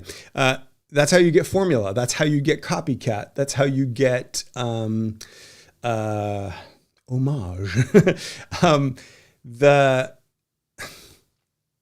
What you want to do is you want to learn the principles and the process of the craft. If you learn the principles and the process of the craft, if you learn how to get from idea to screenplay, to viable screenplay, to connecting it with the producer, if you learn that process and you focus on that process, you will develop your unique voice, your original voice. The more you watch other stuff, you can get lots of good ideas. You can get techniques. You can get, you can see how someone did something and get an idea for, oh, you know what, if I did this, that can certainly spark ideas. Absolutely. But there's no one movie to watch or 3 movies to watch to give you all the things you need. There's 200 to 300 skills built into my system. You're not going to get 200 to 300 skills from watching even 200 to 300 movies, because you're not going to know how they weave together. You're not going to know how to make them into an organic whole, right? So watching other people's films is necessarily reductive. You're necessarily watching what somebody else did and trying to analyze how did they achieve that thing.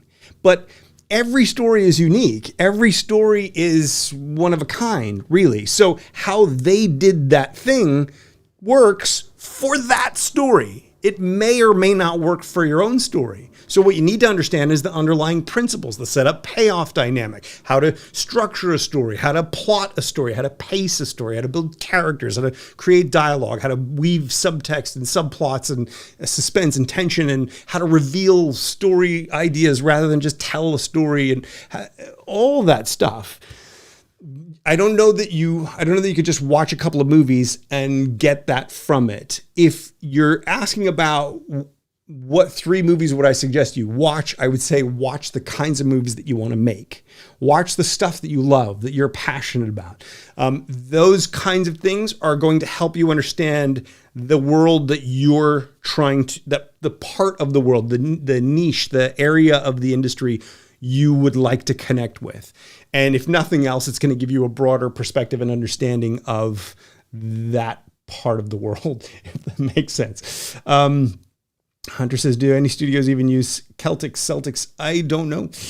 Does Fast have a step on humor? Not specifically, because I feel like humor is woven into it from other parts of it. So specifically on how to make things funny, that's a very specific technique, right? So the thing about Fast is process-based. So there's basically process-based and there's technique-based. So if you have a story formula like Save the Cat or something like that, that is a technique-based approach to writing. So you are going to write based upon what you put where on what page. Developing humor, getting better at humor. There are techniques to improve humor. There are techniques to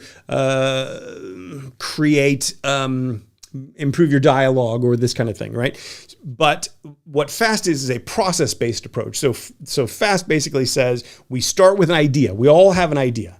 We all have usually lots of ideas. We have to figure out which of those ideas we actually want to write. We have to focus the best ideas into the best ideas for us at this moment in time into the story that we want to tell. We have to design that story. Everyone has to go through that process, right? Everyone then has to write that first draft of that thing. Everyone then has to look at that first draft and go, this doesn't really work the way I wanted it to. How do we make it stronger? And so we go through a process to strengthen that. We go through a process to refine the words on the page to create that reader experience. That process is the same for everybody, whether it's comedy, whether it's a horror film, whether it's sci-fi, whether it's a wild western, right? Whether it's a musical, whether it's experimental, even if it's not even a traditional narrative at all, everyone still has to go through that process. And so when I realized that, once I recognized that, that's what I said, I need to build the process so that you can start here. And if you just go through it, you've done the whole thing. You've experienced that whole thing.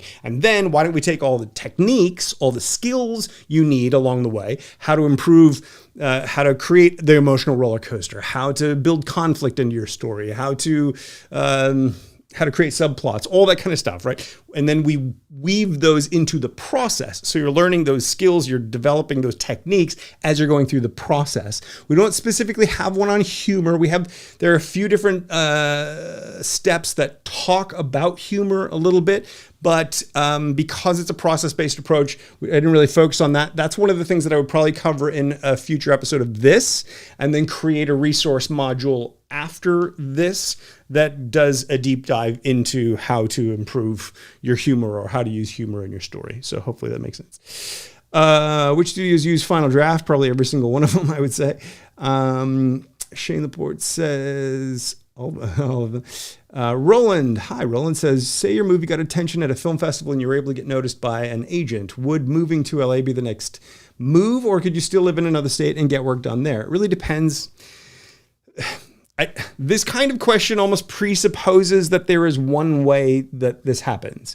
And the one thing that I would like you guys to all really understand and just make a part of you is that there are an infinite number of ways that this can happen. There is, just as every writer is unique, every producer is unique, every agent is unique, everyone's journey is going to be unique. Right? So if you got noticed at a film festival, you got noticed by an agent because a movie that you got into a film festival was received well, Would you move to LA or would you not? It would depend on what the agent would want. Did the agent think, hey, there's a lot of opportunity in the area that you're in? Maybe you're in a small town, but there's like 3 up and coming filmmakers in that small town. Could you write something for one of those people and build your resume before you came to LA? Are you ready for LA? Are you ready for pitch meetings and all that kind of stuff?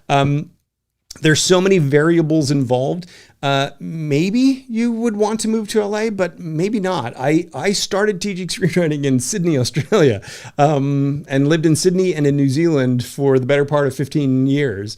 And there is so much opportunity down there and so many fewer people writing that I would argue if you're an Australian or a New Zealander, write locally. There is so much opportunity locally and so few, even fewer people doing it, that your chances of getting work and building your skills and your craft in a real world production environment are higher in places like that. Come to LA, there are thousands of people here all trying to compete for the same meetings and try to get noticed by the same people. And it's just a different sort of situation. So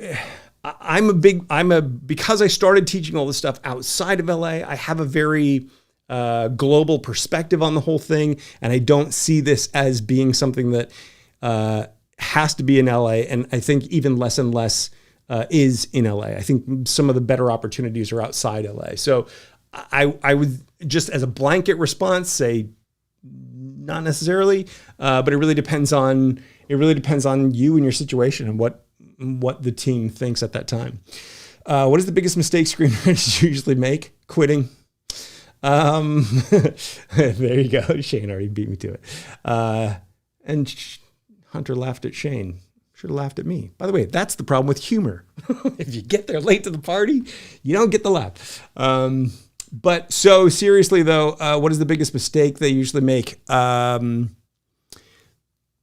think you're asking for probably a technique type mistake. And I would say, that's not usually the biggest mistake. The biggest mistakes are usually probably choosing ideas that are not cinematic enough, or saying something enough. Like, it's going to take us 1 year to 3 years probably to make a movie.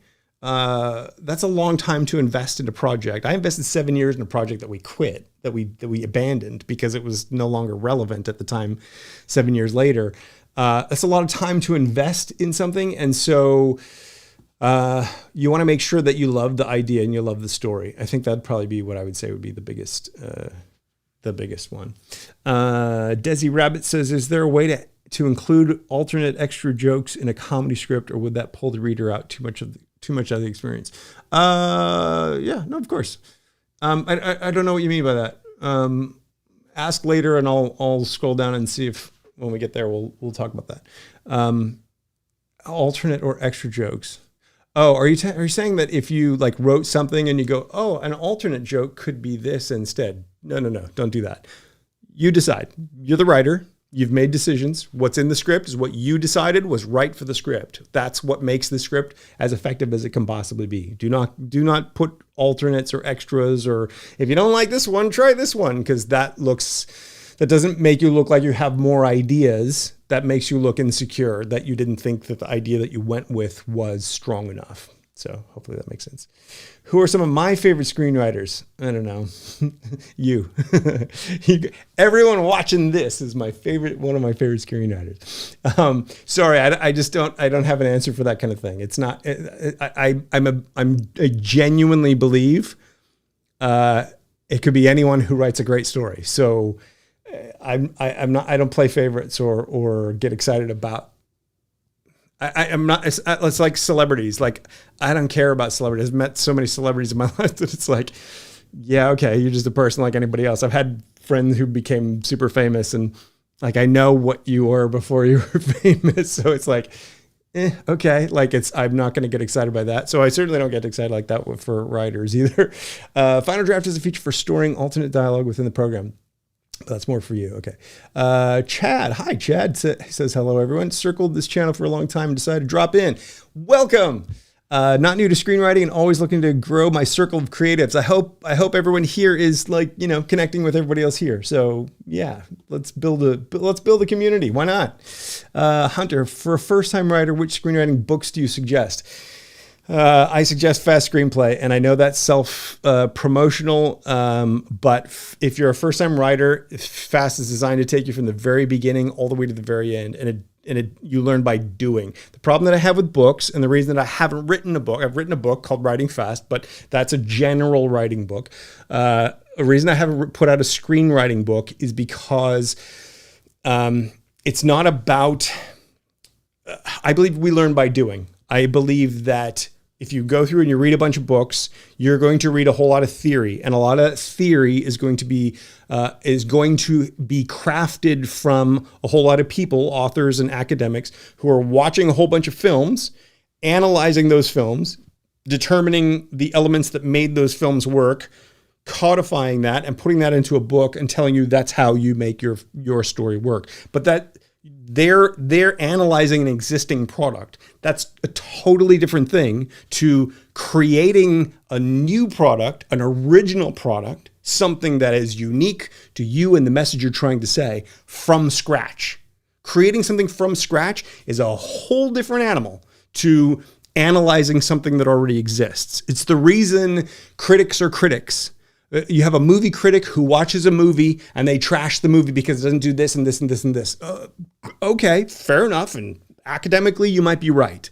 But we didn't have this in our production, and we tried to do this on a shoestring, and this is the best shot we could get. We shot this 3 times. This is the very best one we could get. I'm sorry that it didn't convey the emotional significance and symbolic meaning that you thought it should, right? Like, it's a different game. Like, it's a whole different game to watch a movie and go, that sucked, versus I have a blank page looking at me. What do I put on that page that is going to excite the imagination of creative people who can then turn it into a film? That's a very different beast. And books, what happens when you buy a book is you look at the the chapter list, and you find the topic that's of interest to you, and then you jump to that topic and you learn the thing that you think you need or want to know. And because you jump to the thing you think or you want or need to know, you fixate on that thing, or you focus on that thing, or you read some passage in the book that you go, oh, this is a great thing that I have to know and remember and go apply to my writing. And at the end of the day, maybe that'll help you and maybe that won't. But if you do that at the expense of all the other things, then you're only getting a piece of the puzzle. So look, I know, because I read all the books. I read all the books. I did all the screenwriting courses up till about 2000. So like in the 80s and 90s, I was reading everything about screenwriting, all the books, taking classes. They used to have tape cassette courses. You'd go send your check off, and then they would send you back this giant like 16 cassette tapes, and you'd listen to the cassette tapes, and they would teach you how to screenwrite. And it was like I was learning all these things and I don't know where they are now, but I used to take copious notes, and you have to do this, and the character has to do that, and 7 steps to do this. And so you follow some of these things and you go, well, okay, the dynamics of it maybe worked, but I didn't really sort of it didn't really get me to where I was trying to go. And ultimately, at the end of the day, you're still following somebody else's advice. You're still following somebody else's train of thought. And I'm seeing a swirling circle. Are you guys hearing me again? Sorry about this. Are you guys hearing me again? Anyway, I'm going to keep going as if you are.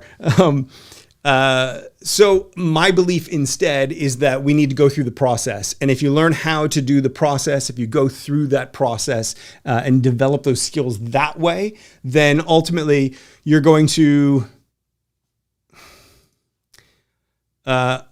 If you ultimately go through the process and you learn that way, then what I'm trying to do is take you through the experience of doing it. Once you've learned by doing, once you have experienced it, then you can see what works and what doesn't work, and you can then zero in on those aspects of it where you can improve, right? So anyway, my screen's back, so thank you for letting me know that you can hear me.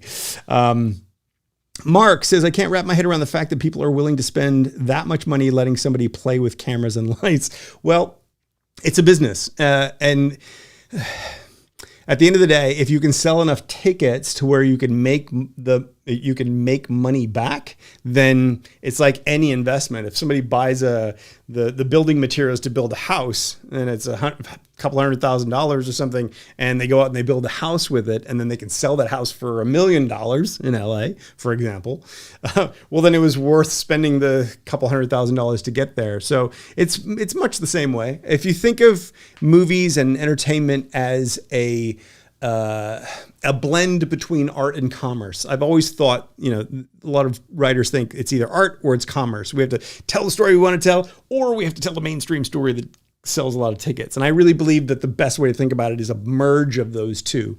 So if you tell a story that you want to tell in a way that people can connect with, that you give them an experience and an emotional journey, you can sell a lot more tickets. And the more tickets you're able to sell, the higher or theoretically able to sell, the higher the budget people would give you for the movie. But I agree, some of the dollar amounts are crazy. Let's see. Chad says Screenwriter's Bible, perhaps Story by McKee, John Campbell's books. Yeah, I mean, I've read all those. There's good stuff in there. None of it's going to teach you. A lot of it's going to put you in head. That's the challenge that I always have is how do we get you to take action rather than get you to swim in the theory? Because the problem is that if you only swim in the theory of it all, your need, your demand, your expectation of yourself is going to get so high that you're going to you're going to inhibit your own ability to just take action and write something, because everything you write, you're going to compare to what Robert McKee said it should be, or what the Screenwriter's Bible tells you it's supposed to look like, or what Vogler or Campbell suggests the hero's journey needs to be. It doesn't need to be a hero's journey story. It doesn't need to hit the marks that McKee says it does. It doesn't need to, have the perfect formatting that the Screenwriter's Bible talks about. Yes, all of these things are great and they're all going to help you. And yes, by all means, read all of those. I'm a fan of all of them. Read them all. But you're not going to learn it from doing that. You're going to learn it by doing it, which is the whole reason that I built mine the way that I did. So that you learn it by doing it as you do it. Anyway, sorry, I get a little carried away. Let's see. I wrote a short skit for a friend and then wrote extra stuff on colored paper that separated from the main text. It worked out well. That's not how you would submit a screenplay, but I'm with you, Desi. Tobias says, animals in screenplay, snakes, dogs, wolves, are such additions best avoided as they require specialist care. It depends on the budget. When you're learning screenwriting, my advice is to write whatever the hell you're passionate about. Like, forget about limiting it based on budget. You need to understand budget, but if you're just starting out or you're just learning how to do this stuff, the greater challenge that you're going to face is having enough fuel to persist when the going gets tough. And so the only way to give yourself that fuel to persist when the going gets tough is to make sure that you're passionate about the story and the idea that you're starting out with, because you're going to hate it by the end of it. So if you don't love it going into it, you're never going to get far enough, because every idea is great as an idea. Once you get it out of you and onto the page and you start working around with it, you start seeing all its imperfections. Oh my God, there's so many imperfections. And at a certain point, every single idea you ever have, you will hate, because you've looked at it too many times. The audience isn't going to look at it that many times. They're going to think about that initial idea, but you're going to lose touch with what that was, right? You're going to lose touch with what you loved about that idea because you've examined it from so many different angles that there is not a perfect thing in this world. There is nothing in this world that is perfect. If you try to focus on and make something perfect, it's not gonna work out. So don't worry so much about all the budget stuff and that. As you get better at it and you start to learn what things are, and this is why I think it's so important to get writers to write material that we can actually produce, because being able to getting good at putting the words on the page, that's great. And then seeing those words get translated into actual film is going to be the thing that's going to separate you out from an amateur, somebody who doesn't really know what they're doing. So that's my suggestion. Sorry, I got distracted. Do you use Save the Cat? Says Debbie. No, I do not. I'm going to leave it at that. I know there are a lot of people who love Save the Cat. Here's the problem that I have with Save the Cat. Save the Cat is a rigid formula. Yes, it's adaptable in theory. It's a rigid formula. It's a great way to analyze existing content. It's not a great way to originate something unique and original and compelling in its own right. It's going to limit your thinking. Because it's set to page numbers, you're going to... I promised I wasn't going to go down this road. Because it's set to page numbers, you are necessarily going to take this possibility and cram it into this possibility and make your decisions based on this. And in the end, I believe you need to make your decisions based on the wider possibility, because that's where originality is going to come from. That's where the magic that is going to actually connect and resonate with your reader, your producer, whoever you're writing, whoever will ultimately make your movie, what connects with them is going to be that special sauce, that X factor, that thing that only you have, only you can infuse into your project. And if we strip that away because we're trying to shoehorn your originality into some existing formula, you're going to strip away the thing that I think makes your project viable. So anyway, no, I don't, but I don't dislike people who do. So if you use the Save the Cat, you're a big super Save the Cat fan, that's all cool. And I got nothing against it. There's a lot of valuable principles in there. If you can extract the principles and avoid the landmines of the formula, then I think there's certainly value. I think you can extract value from literally anywhere. Not just from me, not just from the books that you read, not from the gurus, from some random blogger who has never sold a screenplay before. You might read a blog post of theirs and go, wow, this is a fantastic idea that I can use in my project, or help me find something more original. I think you can extract value from anywhere. So in that sense, anytime I talk maybe against something, I do still believe there is value to be had in that thing. So I don't want to take you away from that if you like that or whatever. Some great screenplays have sat in limbo for years. How are they rediscovered? I don't have an answer to that right off the top of my head. Sometimes somebody just read a screenplay 10 years ago and they loved it, and whatever happened to that thing? That was in got into turnaround. Oh, it was too expensive to get out of turnaround. So let's have a look at who was the last person that had it. Do you still want it? No. Can I buy it? You've already spent all your money. So can I buy it for a lower price? Sure. Okay. And then it comes back out. So, yeah. So have you heard of, Hunter says, have you heard of, or have you read How to Write a Movie in 21 Days? If so, what are your thoughts? So How to Write a Movie in 21 Days is sort of the formula framework that I used to write my first movie that we ended up shooting and spending 7 years on and eventually abandoning. I wrote a draft in 21 days, I did. And then I spent another probably 3 months reworking that project. I will say that part of the problem with the movie was that it was simplistic and I didn't go as far as I needed to go with the story. There are a lot of things I loved about it and a lot of things that are sort of good principles in there. I think it gives you, that book gave me a false sense of what I knew. I didn't really understand all the things I didn't understand until after I made the film, and actually even after I started teaching screenwriting. So yeah, go for it. If you want to try it, give it a shot. It's, I like it. I think it's a good book. It's simple. It's very, I would say simplistic.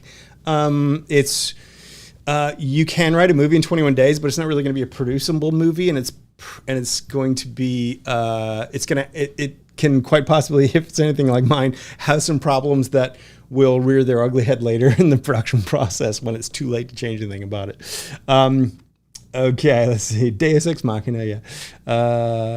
Yeah. Have you seen Goodfellas? Yep, love Goodfellas. Fantastic. Wow, an hour flew by. I look forward to more discussions. Oh, you got to go, Debbie? Or she's already gone, probably. How much are the screenplays sold for nowadays? That question came up a little bit earlier. I don't have exact sales prices nowadays, but also the spec market is very sporadic these days. So actually writing a screenplay that you sell somewhere is maybe rarer. It's probably better to think strategically about writing something that can help you get the alignment that I talk about, and make some of those deals happen, make some of those relationships happen, so that you can find the actual deals that you're going to. Writing in your own room, in your own space, in your own time, on a project that is, in your own imagination is one thing. Writing for production with people who are actually going to go out and make it is a whole different beast. And as I discovered, as we talked about earlier, just because you can do one doesn't mean you can do the other. And it's a whole different set of challenges and complications, because if you suggest a story element to me and I go, I love that idea, but I'm limited production wise to this, and this. And you go, okay. And then you can't come up with a solution that takes that into consideration. Then we're nowhere. Right. So just thinking in terms of selling your screenplay, I think is it's just not the way that I suggest going about it. 'Cause I think you're going to be pushing forward in the way that's not going to kind of get you where you're trying to go initially. So anyway, we'll talk more about how much screenplays sell for and dollar amounts and all that kind of stuff in an upcoming episode. I want to do, if you're new here and you just found me, the idea for this show eventually, hopefully with the next episode 2 weeks from now, will be each week we'll do a different deep dive topic on some aspect of screenwriting. So for example, 1 week we might do an episode just on subplots, and another week we might just do an episode on how to make your character more authentic, or another episode on, let's say, pacing and how to create the right pacing for your story. So in that way, each episode will be a deep dive into that topic. I do definitely want to do episodes on things like how much do you make, how much do they sell for, how the deals work, all that kind of stuff. So make sure you're subscribed to the channel, because we will cover some of that stuff as we go along. Okay, let's see. Okay.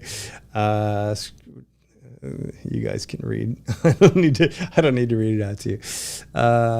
Yes, good. It's useful until it's no longer useful. Yep. It's a risk to take. Let's see, to buy some. Let's see. Consideration regarding structure is important. Sticking still to 3 axes less important. That's true. I'm a big believer that you should have the number of acts in your story that are appropriate to your story and that achieve what you're trying to achieve. The 3-act structure, just real briefly, I know I say this all the time, but you never know who's on here for the first time. The 3-act structure is basically beginning, middle, and end, setup, conflict, resolution, and 25%, 50%, 25% generally is a general rule. The reason this is such a popular structure is because it most closely reflects the human experience. So you discover you want to become a screenwriter, and so the first act is about you figuring out what screenwriting is all about. You set about trying to write your screenplay. There's some sort of twist at some point, and you realize, oh geez, no, I actually need to lift my game. So then the whole second act becomes about trying to improve or get to some target, whatever it might be. And so as you go to do that thing, the obstacles and the things that get in your way they just escalate. And as they escalate so much to the point where at the end of the second act you realize, oh my God, this will never happen. It's over. It's done. I lost. I failed. I screwed up. And then there's that turning point, and something will happen that shows you what needs to be done to resolve the story, to get the thing that you wanted. So it very closely, and as you do that, you encounter the final battle. But because you've overcome all these obstacles through the course of your story, because you've become stronger, you've grown, there has been some sort of a character transition, and you're now prepared for this final battle where you have your story climax.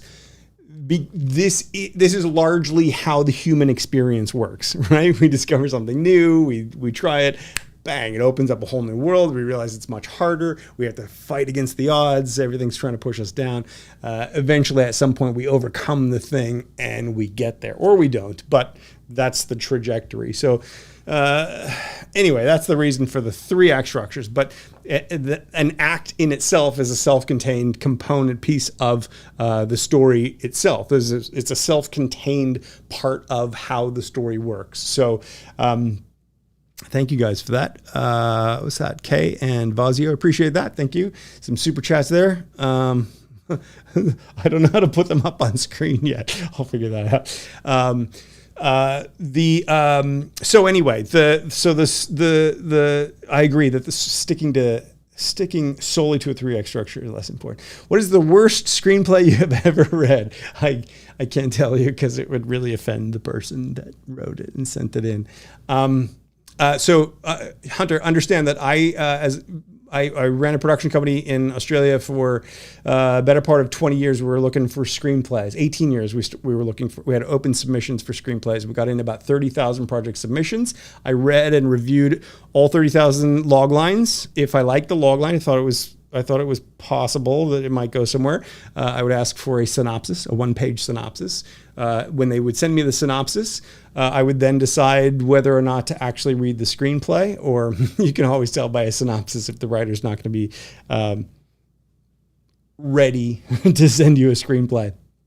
But I would often read screenplays even having a pretty good idea that this was not going to be viable, but I would request the screenplay. And in the end, I read about 7,000 screenplays, and over an 18-year period, not all in one weekend, thank God. And so I read a lot of what you would call worst screenplays, a lot of really quote unquote bad stuff, but what I would call ineffective stuff, usually first draft stuff or stuff where the writer clearly doesn't understand the craft. They don't understand what screenwriting is or why you're doing it, or how to take the idea that they're trying to express to me and express it in screenplay form. Some great ideas came in that were like, we can't do anything with this. And I get asked all the time, well, why wouldn't you just take that idea, like option it or something, and then rewrite it? Well, because then we got to rewrite it. I got to find somebody who's good enough to be able to take that and turn that into something extraordinary. And when it's hard enough to find people taking their own passions and turning it into something extraordinary, finding somebody who can turn somebody else's idea into something extraordinary is orders of magnitude more challenging. So that's why. Anyway. Dexter, generally typical antagonist character who's actually the protagonist. Yeah, antihero. Yeah, Nightmare on Drug Street. Nightmare on Drug Street. That was one of my first ever acting gigs. That was my first professional acting gig. Nightmare on Drug Street was this one here. I was 16 or 17, I can't remember, and we shot on the Universal backlot, and there's one scene. I'm a kid that gets killed in a car accident, an anti-drug film, and we're drinking and we're in a little car and it's being towed by a camera truck, and it's driving us through the Universal backlot at night, and we're going past like the Back to the Future set and the Leave It to Beaver house and the Psycho house. And it was just like the coolest first professional acting experience ever in my life. I had a blast on that one. Anyway, thanks for the blast from the past. That was over 30 years ago now. Good Lord, time just goes. Let's see. How many scenes does the usual screenplay have? The script is 120 pages. It's not really something you can calculate by numbers, Hunter. It's generally speaking, each scene on average is going to be 2 to 3 pages long on average. So you may have longer scenes that run. Just keep in mind, if a scene is 5 pages, you're basically telling us this should be a 5-minute scene. If a scene is half a page, you're telling us this should be a 30-second scene. So you need to write with the understanding that the reader is reading with these assumptions in mind. So if you're just being super long-winded and stretching out some dialogue, hey, right? Like this really inane dialogue that stretches out over 3 pages. I mean, you're probably going to shoot that in 10 seconds, 20 seconds. Are you trying to stretch out this minute for 3 minutes? This moment for 3 minutes? Probably not. So you're going to want to reformat it so that you're condensing that action. Hopefully that makes sense. So typically it'll be somewhere between 40 and 60 scenes on average. But again, go with what's right for the story. And you also need to think about, we'll talk about this when we get into like pacing and tension and stuff like that. If you want to speed up the pace of something, one of the things you can do is have longer scenes, and then your scenes gradually get shorter as the story goes along. It will feel like the pace is quickening. Vice versa as well. If you wanted to start to feel like things are dragging out to emphasize, character stuck in some interminable situation, whatever, maybe you'll deliberately write a longer scene. So anyway, there's no rules. There are no rules. No rules. You can do something completely original, but there are rules of thumb. There are conventions. And if you can break the conventions, but you need to know why you broke it, and you need to know what the point of that was. So hopefully that makes sense. In my opinion, at the simplest level, almost all protagonists are the character you buy into and want to succeed. Well, technically speaking, a protagonist is the character whose actions dictate the twists and turns of the story. The differentiation that I make is there's a protagonist and there's a main character. The main character is the character through whose eyes we experience the story. The best example that I give, which I've given many times, which is why I'm trying to say this really fast, is The Shawshank Redemption, which the protagonist is the Andy Dufresne character, but the main character is the Morgan Freeman, the Red character, because we experience the story and the character transformation happens to Red, whereas the protagonist, the person whose actions dictate the twists and turns of the plot, is the Andy Dufresne character. He actually doesn't change over the course of the story. So protagonist is technically that. A hero is when you have the two of those together in one character. Tobias says, we do care. I intend to follow through with you. Sure that others will do the same too. We'll see.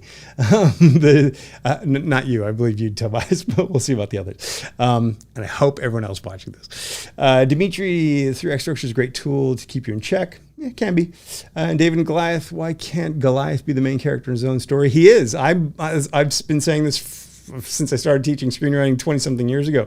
The villain is the hero of their own story. And if you don't treat them as such, then you're going to create a one-dimensional villain. So, okay, Bruce, never stood why. Getting a movie made, period, is a big leap. I think we should start there. Getting a movie made, oh, yes. Clouds for cheap. I'm not sure, what do you mean by that exactly? Did I miss something? Pretty ambitious. Okay. Anyway, as you can see, I go off on a tangent here in these episodes, and so I missed some of the context here. Let's see, 3-act structure. I like the adage about getting practice. Debbie is correct on that one. You need to write a lot. There's the 10,000 hour rule is totally true. If you haven't heard about that, that's Malcolm Gladwell in his book Outliers, talks about the 10,000 hour rule and says to master any craft, it takes 10,000 hours. If you spent 10,000 hours learning screenwriting, that would mean 3 hours a day, every day for 10 years. How much are you writing? But no, sure. Let's download some free software, knock out a script, and wonder why we can't sell it. Hopefully you understand why I get a little frustrated by people who think this is super easy and want the shortcuts. Yep. 3-act. Have you ever heard of websites Raw Script and Script Buddy? Maybe. I'm not really paying attention to those ones. I'm keen to write more for those with Down syndrome and physical disabilities without making disabilities the focus. Cool. Yeah, good stuff. That's a great idea. Let's see. Some of my favorite screenplays are Shawshank. Yep, cool. I enjoyed Being John Malkovich, one of my favorite movies. It's so funny. Dimitri didn't like the movie. I love that movie. I love the idea behind it. I love the execution of it. I love everything about that movie. I hear you. Oh, that's when wow, am I that far behind on the comments here? Sorry, I'm going to skim through them a little faster because you're all talking more than I thought you were going to. So thank you. Let's see. In the most recent Pixar Disney film Luca, there's a character who has a physical disability and is done in a good way. Cool. If you want like masterclass in classic storytelling, Pixar movies, man, they are fantastic. They're really good at it. They do follow the, I would say, formula, but they do.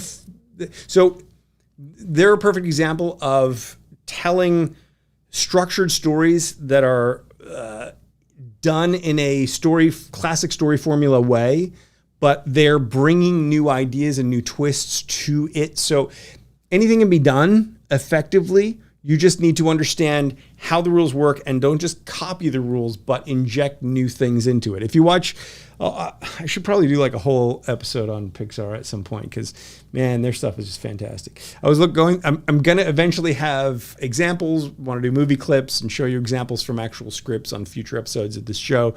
And my thing's spinning again as if this isn't working. But I think it still is, so we're going to keep going. And every time I think of like an example to give, it's like, oh, Pixar's got another really good example right there. Let's see. Giampiero says, thanks for your answer, Jeff. I also have a second question. Would you recommend making a first film or trying to sell the screenplay? So here's the thing. To master the craft of writing, you need to write. To master the craft of filmmaking, you need to make films. I don't believe that writers should need to become filmmakers. I believe we need writers. We need people who are really good at the writing part of the craft. And I know a lot of people will tell you, hey, go make your own films and get out there and develop that skill set, what have you. At the end of the day, I don't know. I'd rather people like me or people like the network that I'm trying to build with all this, if we have the writers to feed that network, I feel like we need to create that kind of synergy so that people are making the films from the new writers to develop those skill sets and those tools and those abilities. I think sorry, my thing's doing this thing again. Why does this? So the challenge is, are we? Is it still on? This is crazy. The challenge is, looks like it was still going. The challenge is, if you have to learn how to be a great director and be a great producer and be a great cinematographer and be a great editor, maybe be a great actor, be a great lighting technician, be a great visual effects artist. If you have to learn to be a master at all these different things in order to realize your film the way you imagine it, or to actually create something that is going to get acclaim and attract industry interest, those things are going to take a long time to learn how to do well. One of the reasons I don't just run out and make a micro budget movie is because I've sat down to think about doing it. And it's like, yeah, there's a lot to this. I'm out of practice with this stuff. I've been teaching for 20 years. Like, it's not, I can't just snap my fingers and go out and make a little micro budget film. So I want to focus on the filmmaking side of it. I want to find writers who want to feed us with content. And so I would recommend for getting a first film made to try to connect with emerging filmmakers who are at or around about the level that you are as a writer, so that you can come up together. I've talked about the strategy before in the other videos of this series. I will do specific episode about that coming up. It's going to be one of the first episodes once we start doing deep dive stuff. So hopefully that makes sense. Watch Adaptation. Yeah, that's a good one. I did rewrite Chinatown after watching it. You could have as many movies from one screenplay as there are directors. Totally true. In fact, if I told you, let's, as an exercise, next week, well, we're not going to be here next week, but let's just, as a hypothetical, say that I told you that for next week, I want everyone to do a one-page synopsis story of a love story between two people in their early 20s that meet in line waiting to get on a roller coaster. That's all I tell you. we're going to have a different story from every single person here. This is why you shouldn't worry about your ideas getting stolen no one's going to tell the story the way you tell the story. If you develop the craft, you get really good at it.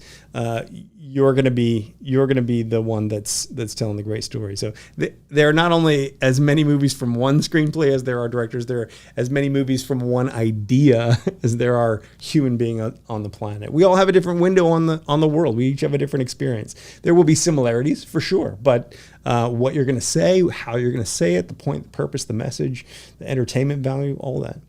It's all going to be unique. Let's see.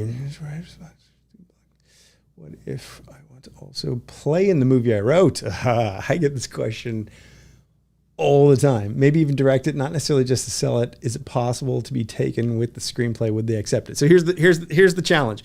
I looked through 30,000 project submissions. C. Anka, hello. Nice to see you. This is the first question, I think. I have looked through about 30,000 project submissions. I found that fewer than 1 in 1,000 projects was something that I could say yes to. Now imagine that that's the case, and I go reach out to the actor, to the writer, and they go, oh, and by the way, I have to star in it. Okay. Are you already on a TV show, or you have a bit of name value? Are you someone that I can sell this film with? No, I'm a first-time actor, first-time writer. I'm not saying that that's who you are, but that's usually where I get this question from. Well, okay, I don't know that that's going to happen because my investors are going to want to make sure that we can actually market this thing. It depends on the project. There will always be the exceptions that prove the rule. But generally speaking, if you want to act in your movie or you want to direct your movie, you're adding another layer of complexity to the alignment of your project. If you're new to this channel, you might not have heard before. Sorry for repeating it for those who have already heard this, but the only way you will ever sell your screenplay is if it is aligned with the immediate needs of at least one producer. So you need to write something that a producer goes, oh my God, I want to make this now. This is perfect for me now. Yes. Let's make this deal happen. Right? Now you're saying, I want to be the actor or I want to be the director. And if you haven't directed before and have an amazing director's reel, how do we know we can put money behind that and trust you to be able to deliver on that? If you haven't acted before, or you have, but you're not really a name actor or anything like that, then how do we know that you can carry the film? You're adding a layer of challenge and difficulty to it. Thank you, Aaron. I appreciate that. I'll address your question in just a second. So I always suggest, if you want to become an actor, act.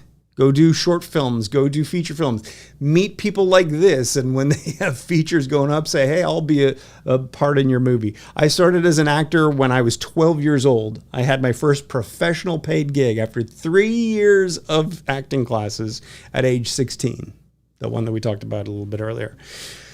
That's a lot of years getting good at acting. And my agent was like big for kids. Like she had the guy that was on Star Trek, and she had the girl that was on Blossom. And like I was like, the other clients on the roster were like, hey, I'm going to be big like them.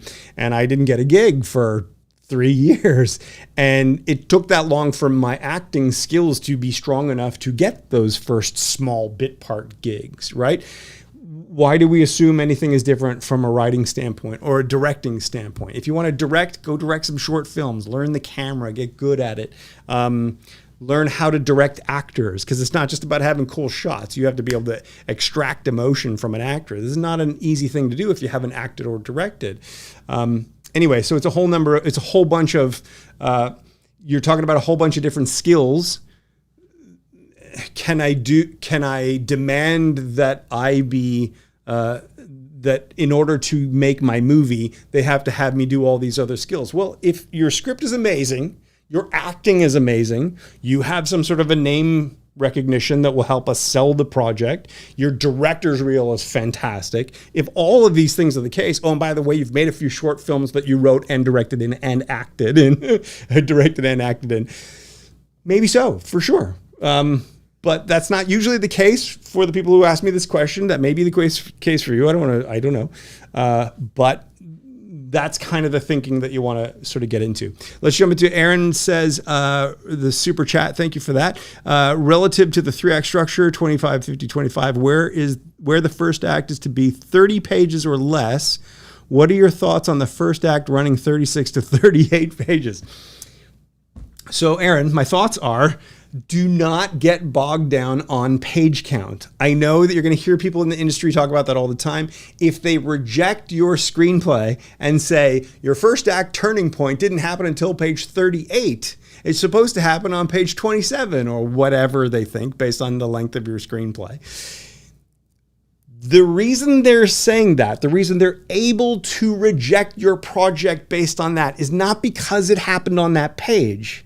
It's because you had extraneous stuff in here leading up to it that lost them and that slowed it down. If the numbers are all arbitrary. The numbers are rule of thumb, their guide, their concept, their principles, right? So what you want to do is you want to make sure that the project that you want to make sure that the story that you tell is compelling and engaging and everything keeps moving forward, right? And this is also true for dramas and interpersonal stories, not just action stuff. Like this is true. Everything has to keep moving that story forward. If your audience is engaged and they're enthralled in your story, maybe even to the point where they don't recognize where those twists happen, because they're so part of the organic fabric of your story, they're not going to care that it's on page 38. The challenge is that most writers are not very good at knowing why those page numbers are the way they are. They don't quite understand why the principles are what they are. And so as a result, they're not really writing a first act effectively. They're including stuff they don't need to include. They're approaching what they're trying to say in an ineffective way.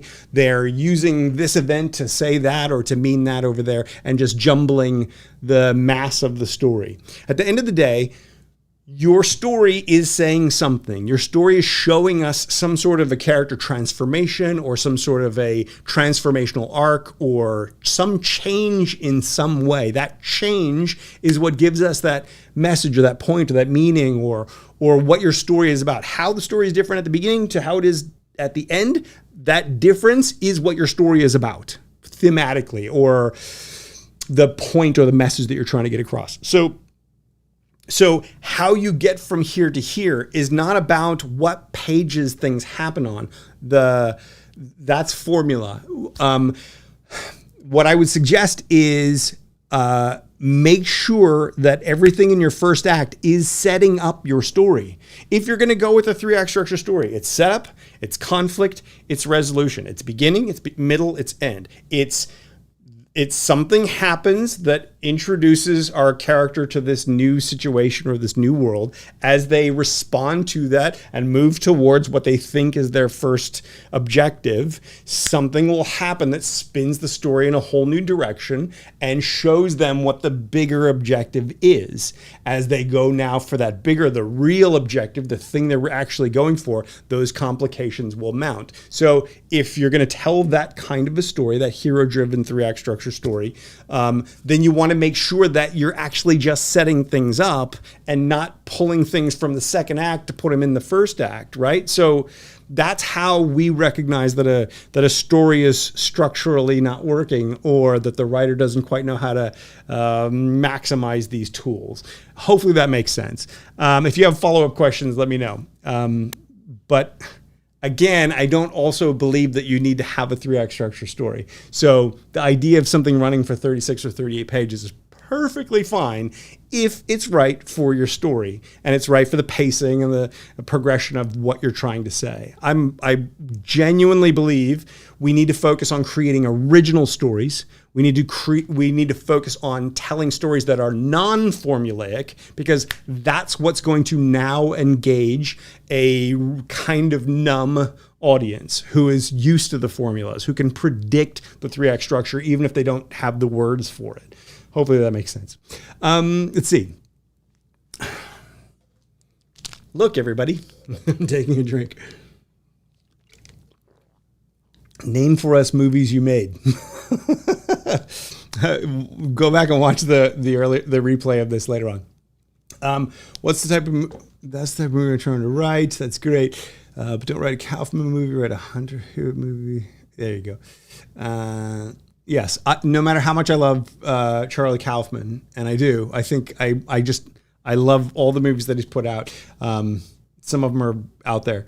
I will never write a Charlie Kaufman movie. That's just not something my brain would do. That's his brain. That's how he's gotten good at it. Okay. Let's see. Best advice for cold calling to sell a script: don't do it.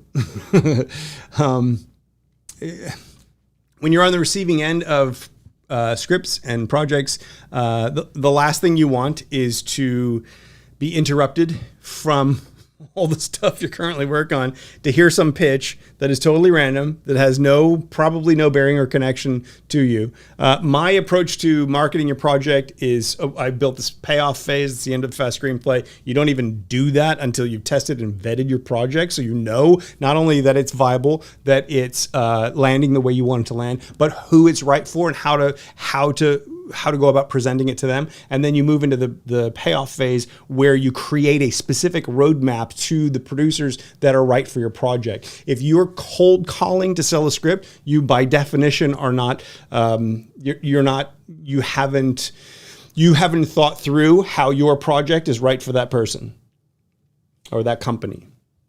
At the end of the day, it's not about what you want as the writer. It's about what the producer wants. It's about you're trying to connect with a team member who is going to take your project and turn it into a movie over a span of years. We don't want to just throw stuff at the wall. It's not just some producer, any producer. Hello, hey, you want to take my project? At the end of the day, you need to be targeted. You need to figure out who's perfect for your project, limit it to X number of people, and figure out how to hook those people and pull them in. We'll get more into that as we go. I've got some specific strategies and things that I'm going to convey in upcoming episodes of this thing. Movies in the style of Goodfell's narration. Okay. Voiceover, pretty effective, done right if needed. We talked about voiceover last week maybe, or the week before. I can't remember. I'll leave those episodes up, by the way, those first 4. Would you ever consider writing a screenwriting book? No, for reasons explained earlier in this, which may be when you ask this question. Very strong narratives, very high stakes characters who are defined by the stakes. Some of these things I'm sure made sense in context when I was talking, and I talked for so dang long that we've gone up. One of my screenplays includes the use of a lot of guns and ammunition. Does that create an expensive production? Or are guns dangerous and costly props? Yes, they are dangerous, and yes, they are costly. If you have an armory on or you have a what are they called? And you have a gun person on set. You have to have someone who does gun safety. If you're shooting in a public space, you need to have permits. You have to let cops know basically there are prop guns here. Don't shoot us. There is a lot of extra stuff involved. Again, it really depends on where you're shooting and how you're going about shooting it. Robert Rodriguez had. So he was talking about Once Upon a Time in Mexico. I think I watched like a behind the scenes for that. And they basically had these guns and they just like this, and they added all the bullet effects and even the damage to the buildings, this church, was all done in post-production. So, really there's a lot of ways to skin a cat. What a terrible expression, isn't it? Let's see. Sorry, I'm going to skin. Saying that. Come to the system without an actual idea. In fast screenplay, yes, by the way, FAST is all caps, FAST. It's an acronym. It stands for focus, apply, strengthen, tweak, which are the 4 main phases of writing. Focus is where we focus your ideas into a story. Apply is where we apply that to the page, write that first draft. Strengthen is where we strengthen it into a solid story, the story that you wanted to tell. And then T is for tweak, which is the polishing phase. You tweak the words on the page to ensure a page turner reader experience. Yes, you can come to the system without an actual idea. The first phase is the setup phase, where we pre-align your imagination with your target, so that when we, in the focus phase, start developing ideas, we do so pre-aligned with the target. So think of it this way. when you have an idea for a movie and you go, hey, I've got a great idea for a movie, and you just start writing your movie down. Maybe you spend 3 months or 6 months or a year working on that project. Wouldn't it be nice if before you spend all that time and energy, you actually sort of pre-aligned your imagination with where you were trying to go? So let's say a sci-fi film for a certain budget level. You go watch a bunch of sci-fi films at that budget level, get a sense of what's being made today, get a sense of who makes what within the industry, and then you go into like finding and developing your ideas. And as you find and develop your ideas, those ideas are naturally going to be more in sync with your target. So you don't need an idea to start fast. We will definitely find them for you, and because it's a process-driven approach. So as a writer, you need to understand how to find ideas, how to determine whether your ideas are good or viable or worthy of the time that it would take to actually make those projects. And that's part of the process. If you don't know how to determine which idea, if you have 10 ideas for a movie or 20 ideas for a movie, you don't know how to choose which one to actually go with. Well, you're quite possibly going to go with one where if you went with the other one, that would have given you a better chance of getting somewhere, right? So at the end of the day, so at the end of the day, that needs to be a part of that process. So we do that at the beginning of the focus phase. So the setup phase, remember, the setup payoff dynamic is the underlying dynamic of all screenwriting, all storytelling, the whole thing. Everything has to be set up or paid off or both. Everything is either one or the other or both, or serves to further one of those things. So we have the system where you have the setup phase and the payoff phase. So the setup sets you up for the payoff, so that you're set up, then your ideas come from that pre-alignment. Then we have an actual alignment phase where we make sure that your project's aligned. So hopefully that makes sense. Anka, is it harder if you want to go with the script of a TV series in the journey? What is the difference between going with the screenplay of a movie and a TV series? Harder if you want to go with the script of a TV series in the journey. What is the difference between going with a screenplay of a movie and a TV series? I'm not sure. I don't think I understand that question. Anka. I think you're asking me, is it harder to write a movie or a TV show? And what's the difference? And I actually talked a little bit about that at the beginning of this. So when the replay is up, try watching this from the beginning because we did actually talk about that earlier. This really thing is probably a warning on my side that your bandwidth is low. I have very, very fast bandwidth here.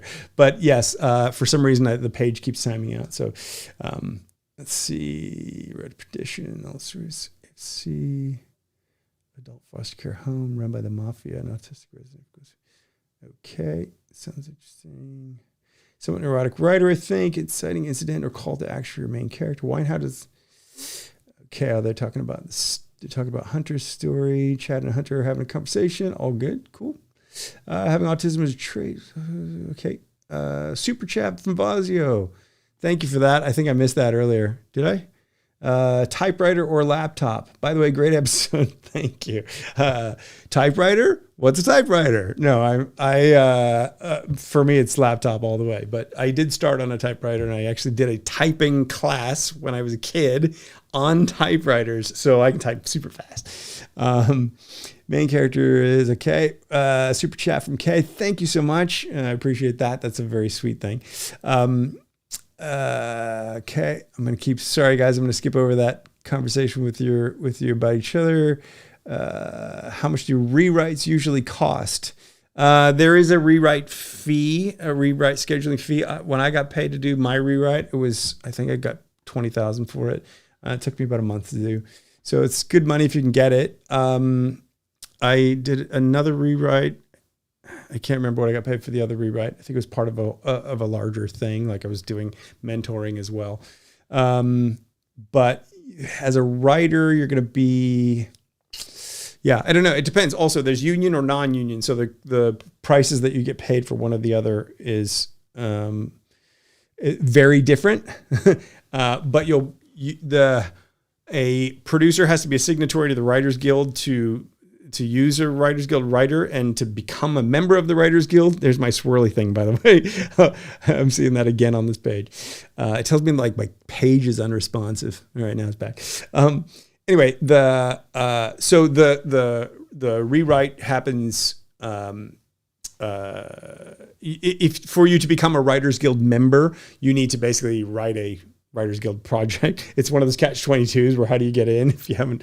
So you'll need to basically sell something first to get into the Writers Guild or write for TV.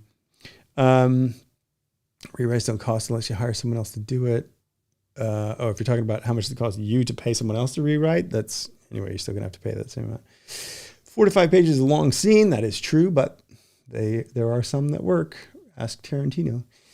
Although don't necessarily watch Tarantino. Don't necessarily read Tarantino's scripts as an example of how to write. He's Tarantino. He can get away with anything. You as a new writer, spec writer, probably not gonna be able to get away with quite as much as he does. Let's see. Writing scenes inside cars. How can you liven it up, make it more interesting? Tobias, that's for you to decide. You gotta find the answer to that. All right, so then Dimitri's gonna answer your question. Relative to the 3x structure. Oh, what are your thoughts? Covering 30% of the story. Okay. Oh, you re-asked that question as the super chat. Thank you for that. I would have gotten to it, well, we don't know because I don't know if I'm going to get to everything in time. We've got about 15 more minutes. What is the angle for? Okay, Dimitri, valid point. Okay, nice one. Thanks, RM. Hey, you're here. I saw your name last week, I think. Part of story. Let's see who executes the story well from that one synopsis. Wait, what? And let's see who executed the story well from that one synopsis. Jeff. Oh yes, from the synopsis that I suggested. Okay, so there's the super chat. Thank you, Aaron. Appreciate that. Didn't Sylvester Stallone insist that he plays the lead in his Rocky script? Yes, he did. However, he was also an actor for a very long time prior to that. He had, and he wrote a script that literally everyone wanted because it was an extraordinary script. Okay. Yeah. I mean, look, he's the exception that proves the rule. You have one guy to point to as an example of can it be done? Yes, it can.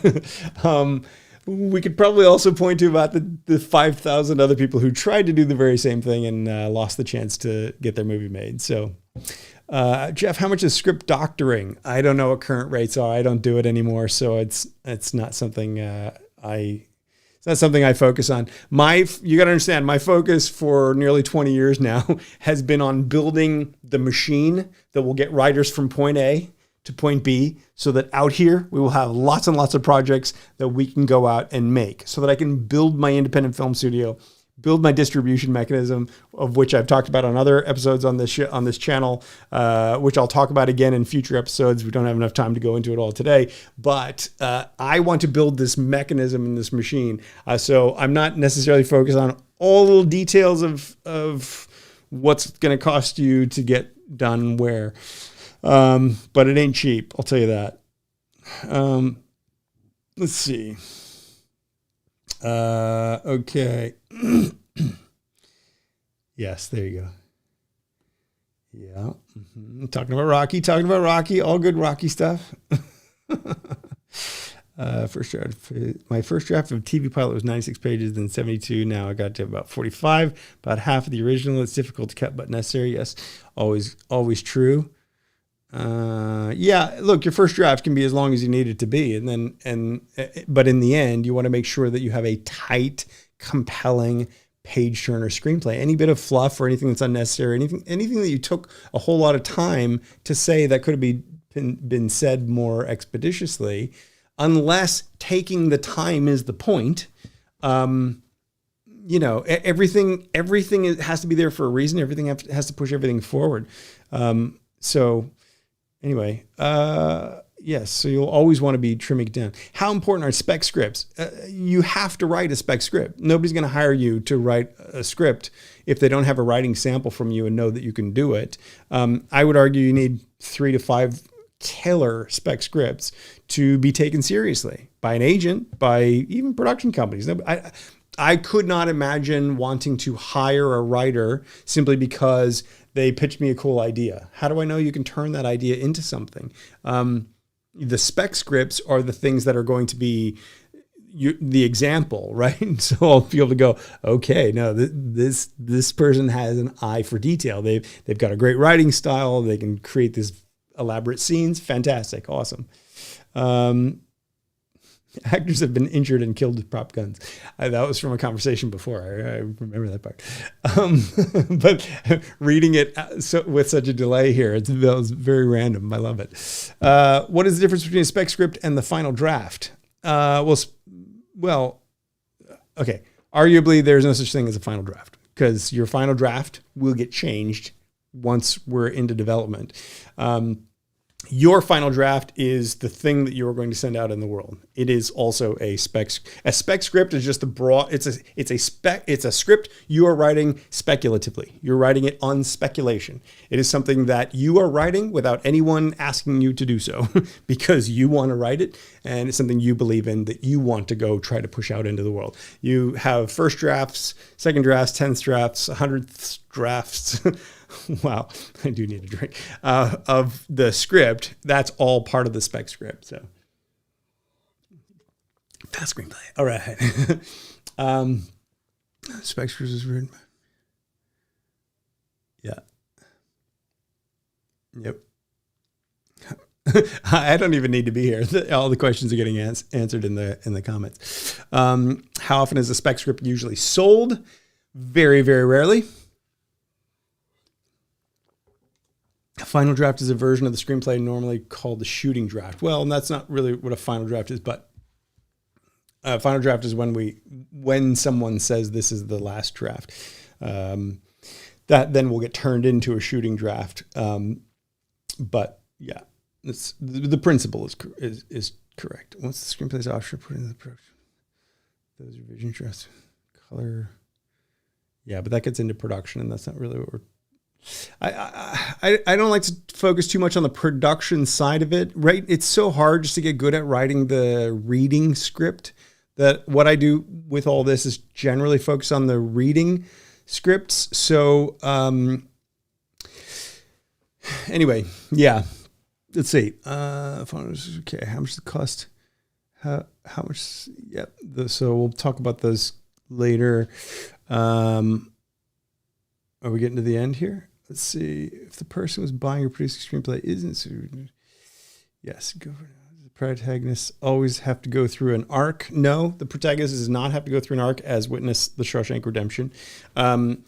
Something will need to change in your story, Tobias, from the beginning to the end. That's how we recognize that something has changed, and that's what story is. Story is the telling of a narrative wherein something changes. It can be the environment. It can be the nature of something. It can be a character. Usually it's a character because watching characters change is what often gives us meaning and helps us understand the world. So that's why stories tend to be about character change. I'm sorry for the vagueness. I'm half sleeping right now. Me too. No, I'm not. I was trying to ask if it's harder to sell a screenplay with a pilot of a TV show than a screenplay of a movie. Well, again, we talked about this a little bit earlier, but if a producer or production company is considering buying a TV pilot, they need the investment that you're asking them to make is not just in your project, but in getting a whole TV series going with a big budget for every single episode, getting the deal with the networks, the logistics involved. Like, you're talking about a massive project. A movie can be a massive project, but it tends to be a standalone thing. So I don't know that one is easier than the other, but for screenplays, for feature length, for movies, screenplays, you could write little low budget stuff and try to get that sold as your initial films, which become part of your reel and your filmography, which will help you then go on to sell the TV show or the bigger movie or whatever. John says, I read some random guy's horror script he sent me and I thought it was good enough to get made. It was pretty original and well written. Cool, go for it. I think you should make it. I've read horror scripts, lots of horror scripts over the years that I thought were decent, and it's horror, so I feel like you can get away with more. I'm not a horror fan, so it's probably not my place to say that because I won't make horror. But I have some friends who are avid horror aficionados, and they would know the difference between a well-written, original well-written project better than me. Production companies don't buy ideas from unrepresented, undeveloped, or unproduced writers. J.J. Abrams can. Joe Blow has to write a bunch of spec scripts to prove I can match the crowd. Oh, Joe Blow, me. Right. I'm like, this is a family-friendly show. Yes, no, that's true. And that's goes without saying, that's part of what, the very first introduction to what I do is all about. In the weekend screenwriting workshop, I specifically talk about how we can't shoot an idea. At the end of the day, the reason screenplays exist is because a movie production or TV show production is a big, giant, elaborate project, and we're going to have sometimes thousands of people working on it. It's a project spread out over 6 months, a year, 7 years. In the case of the project you need a blueprint that's going to keep you on target so that you know what the story is that you're telling. So as you make all the little pieces, you can see how they all fit. So just having an idea or pitching a spec project that isn't really a screenplay, but looks like one because it's formatted like one, but it's not really a screenplay, is going to be, we can't really use that because it's not actually a blueprint for something that we could go viably make. So that's the reality of it. I may sell my spec scripts or not sell a single one, but use them as proof of ability. That's generally what spec scripts are going to be for. If you were given $10 million, what genre film would you make? Are you asking me, Vazio? If I was given $10 million, I'll tell you exactly what I would do with it. If I was given $10 million, I would put $1 million into building the rest of Fast Screenplay and this mechanism that I've been trying to build, so that I didn't rely on writers to sign up to my thing in order to continue building it. I would hire a team of programmers, developers, advertisers, PR marketing people, whatever. I would put $1 million into that. I would take the remaining $9 million, and I would probably plan to make between 18 and 21 films. I'd have to calculate that. All of which would be $300,000 to $500,000, because then that way what I would be doing is I would be amortizing the cost of, I would be amortizing my costs of those films. And by having more films, if we have the mechanism that develops the content, and that content is great and it's original, it's compelling, if we make 18 of those films, well, then there's the greater likelihood that 1 or 2 or 5 of those will be the breakout hits that generate more than the $10 million of revenue. And then we can do the very same thing again. And in that way, we can develop the writers' skills, make slightly higher budget projects with the writers who have written those early films, so we can reincorporate what they've learned. In theory, we're going to get better quality until we create those breakout hits that bring in giant revenue. That giant revenue helps to grow the indie film studio in a much bigger way. So I would not first be thinking about genre. I would probably start at least with a third of those films, at least, I would say, would be starting with sci-fi. And the reason I would start with sci-fi is because I genuinely believe if you make good, interesting, compelling, brainy sci-fi, and I'm not talking about aliens or shoot 'em ups in outer space. I'm talking about like heady sci-fi, like sciencey concepts and what the future would be like with this sort of new particle that's discovered, or stuff like that, another Earth, or things like those kinds of movies. If you make those kinds of things, I believe that there is an audience that is looking for that kind of content, and you can make stuff at a lower budget that truly engages them on that level. You could create an audience that would want to see the future films that you made. And by building that audience, we can then redouble those investment funds and pour it back into creating more of that and developing the writers, developing the audience, continuing to build it, at some point you will be able to branch out and start making other projects. So other dramas and comedies, and expand it. And in that way, then we build the film studio. So what I would love to have someone give me $10 million. Let's see. How much control do actors have over the dialogue we write? Nobody has control over anything. This is a creative, collaborative process. If your dialogue is extraordinary and really just resonates, and we can see why it's there, and it's the perfect words for the perfect moment, and the actor just is able to say them, and it just comes beautiful, nobody's going to want to change it.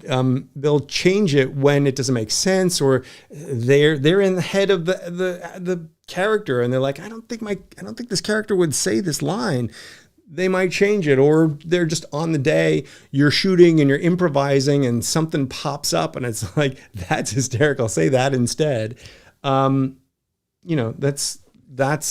when that stuff changes. So don't go into writing dialogue as if your actors are going to change the dialogue or that somebody has control. This is a creative collaboration between the writer and the team who does not yet exist if you're writing a spec project, but who will if your story ever gets made into a film. You should make a partner with a guy. You should partner with that guy and build a nucleus of creatives. What do you, did I miss? I think I missed something. Heist movie. Screenplays with downbeat and unhappy endings sell as well as those with upbeat happy endings. What do producers prefer? Different producers. There's no singular producer. If you imagine everyone who's written something in chat here, we can sort of get a sense that everyone's a little bit different, right? There's unique people, unique situations. And so similarly, producers, every producer is different. I've met a lot of different producers, and no two are the same. They have different personalities, different objectives, different goals. And so, yeah, there's no one. Tobias says, what are the genres you work with, Jeff? Sci-fi mainly. Well, right now I don't work with anything because I'm trying to get writers to write their stuff. But I answered that a minute ago. So sorry that I only got to your comment after I answered that. I think any producer would be compelled by both. If done, it depends on your story. With spec.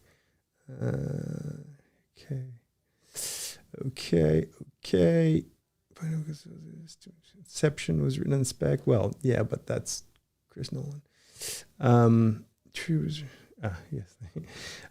Any advice for a writer with no formal training but has a burning desire to tell a story, and a story to tell, as well as a script that has scored over 90 on a script coverage? Well, so Aaron, do I have any advice for you? Keep at it. If you've written something that got a 90 on a script coverage, that's great. But keep in mind a script coverage, was that from a script coverage service? Because a script coverage service is a different thing. Like when we're a production company and we get projects in and a reader will read and sort of give us coverage for that project, that is based upon how well suited it is for what we're looking for, right? So we can get a sense of the writer, get a sense of their writing, but also a sense of, is this right for us? And a script coverage service is kind of replicating that, but not really with an end sort of goal. Like it's kind of an artificial scenario because you're getting the service, but it's not really connected to anything. Because even if you got the best script coverage there's nobody on the other side to go, we'll make that, right? Like in theory there is, but like that's not really what the service is for. The service is to help you get a sense of what that is and how that works, right? So,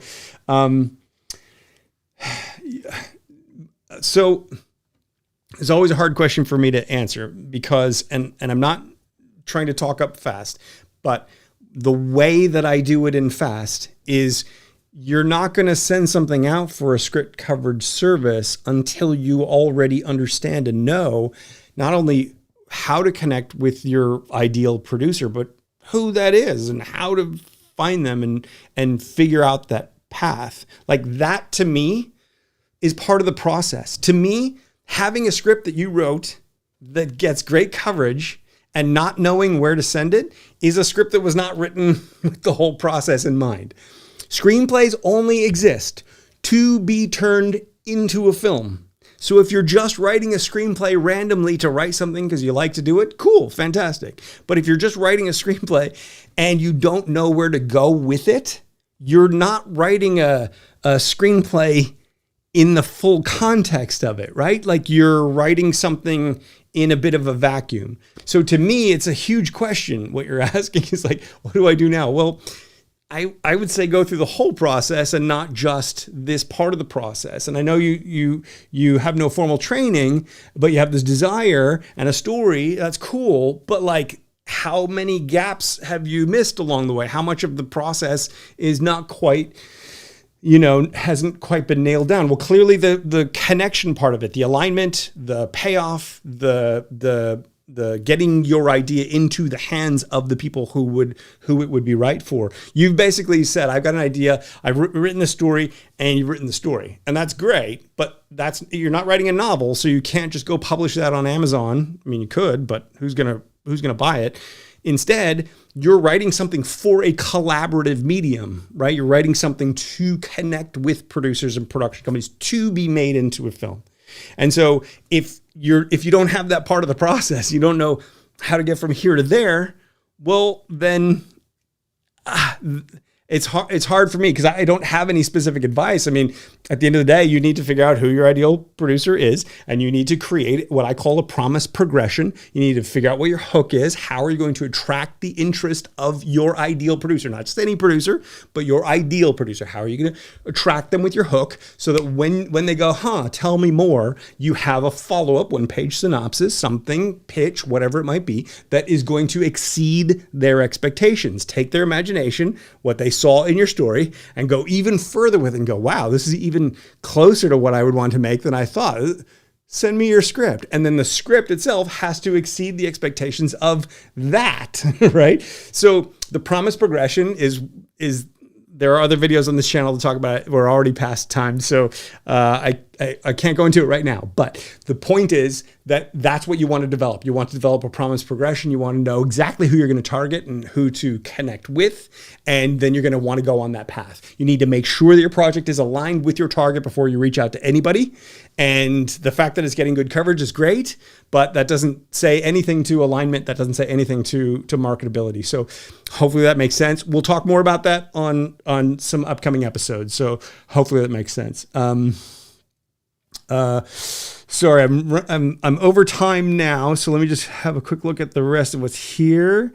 I don't get a rep. Find tasks. Yes, Nolan. Spectrum. I don't know. Sorry, guys. I'm not sure what's a conversation amongst yourselves and what's for me. Jeff, it would be interesting if you reviewed a couple of viewers' film synopsis on your channel. Yes, John, to that end, if you have anyone here who's watching, I don't have a little lower third for this yet, but if you have anything that you want me to review, that you would like me to give you some feedback on, what I do want to do in upcoming episodes is I want to go over some of the things that you submit. So if you have an idea that you want to pitch that you don't mind sharing with us all, send it to the Screenwriting Show at gmail.com. The Screenwriting Show at gmail.com. You can send anything that you would want me to review on this show to that. So log lines, synopses, a couple of pages, maximum 3 at any given time from your script. If you're going to send me 3 of the middle pages, give me 2-3 paragraphs leading up to it, what I would need to know to make sense of and understand those 3 pages. And then what we'll do in future episodes is we'll go through and we will review some of the projects, and we'll be able to look at some specific examples of what as a producer looking for material, what the thought would be as we looked over that. There's a show on this channel that I did a few years ago called The Feedback Loop. Go dig through that. Go to the main channel to the main page of this channel, the Fast Screenplay channel here on YouTube and find a playlist. It's a little bit further down the page. And there's 12 episodes there. We're going to do something a little along those lines. That was the first 3 pages of a different writer's script each week. So we spent an hour with a writer each week, just dissecting their 3 pages. There's a lot of great value in that. But I want to do something similar, a little bit more condensed for this show, for upcoming examples of the show. So it's going to be not just the synopsis, or not just the first 3 pages, but whatever it is that you want me to review that you're happy with me sharing. So hopefully that, if you're new to screenwriting or you're not sure if you have filled in all the gaps or all that, I do have a weekend screenwriting workshop where the idea is in 12 jam-packed hours, we get you up to speed. We're going to fill in all those gaps, let you know everything you need to know before you start writing a screenplay. That's weekendscreenwriting.com. Again, I don't have a lower third for that, but weekendscreenwriting.com. Go there, check that out. It's the best way to sort of get up to speed quickly. Once you guys sort of know all that stuff, then the questions that we start asking in here can go a bit further, get a little bit deeper. We can go further with it and get you closer and closer. My goal is to get you from unproduced writer to produced writer. We will do deep dives into all the different aspects on future episodes of this show. If you want to go all the way, Fast Screenplay is the way to go, fastscreenplay.com. We start at the very beginning. There's a 10-day free start. Check it out. See if you like how it works. There's no obligation. You don't have to join me. 10 days free, a new step each day. As long as you take action, because we're going to develop a consistent daily action with it in the setup phase. We have the fast draft we do in the first month. So you get a fast draft out of you in 1 month. But then over the span of about a year, we take you through the entire process, through a rewrite process, through tweaking, through alignment, through the payoff phase, all that stuff. That's fastscreenplay.com.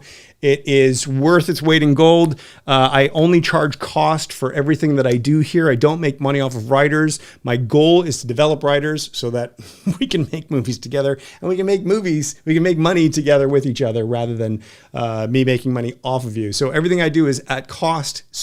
And all the proceeds go right back into building and expanding all this. So have a look at fastscreenplay.com. Have a look at weekendscreenwriting.com. If you have anything you want me to review, send me an email at thescreenwritingshow@gmail.com. The Screenwriting Show is all one word. Could you add the email to your show description? Yes, I will do that for this. I just set that email up today because I had the anticipation of this happening. Let's see. Thank you. Let's see. Appreciate it. Oh, geez. A lot of stuff's popping by here. I just want to make sure there's nothing huge that I'm missing. That's where we were. Thank you. Okay, cool. I could send log list saying, I'm not going to be overwhelmed, Tobias. Trust me. Nobody wants to do this. Everybody thinks they want to do this. Nobody actually follows through and wants to do this. You'd be surprised how few emails I get. That's why I send long replies. That's why I reply to absolutely everyone and comment on every comment made on this channel. Because nobody does this. And I desperately want you to. But if you won't, then that's cool. I'm going to do this for the next year at least. And then if we can't build what I've been trying to build for 20 years, if we can't build it through this mechanism, then next year I'm going back to making my own projects, and I will sign off at that point. So over the next year, stick with me because we have a ton of content. I'm just going to pour it all out there for you. So hopefully that makes sense. Do you have any advice how to cure my severe anxiety in writing? Yes, watch a video on this channel called Writer's Block Instant Cure. That's how you cure your severe anxiety. Don't just watch that video. Do the exercise in that video. That will cure you of the anxiety. You'll develop some other anxiety as you go along, but that video will help you understand. It was the very first video, or one of the first videos that I put on this channel. So you see a much younger me, and it's like framed wrong, so it's like chops me off and it's too bright. Anyway, but it's like 5 minutes long, great content. You're gonna really like it. So, okay, so yes, as far as this show is going to be every Thursday at 2 p.m. Los Angeles time, except when I can't do it. Next week is one of those weeks. So July 1st, there will be no show. I'm going to try to put out a quick little video, just something to keep you going and keep you motivated. But there won't be a live show next week. We're going to return on July 8th with a new show. And my hope is that we will be back to doing, well, not back to doing, we'll start doing deep dives into a specific topic. So I'll probably have like an announcement that I put out on like as a post here on YouTube, which will tell you, remind you that it's coming and tell you what that episode's going to be about. So hopefully that makes sense. Cool. I have a Facebook page. It's facebook.com/Fast Screenplay. All my socials are Fast Screenplay. So Instagram, which is not up to date, Twitter, which is not up to date. What else? Anyway, those are all the places. So hopefully that makes sense. Thanks so much for watching, guys. I'm going to send you out with some music just because it sounds like it might be a fun thing to do. Does that work? Are you hearing it?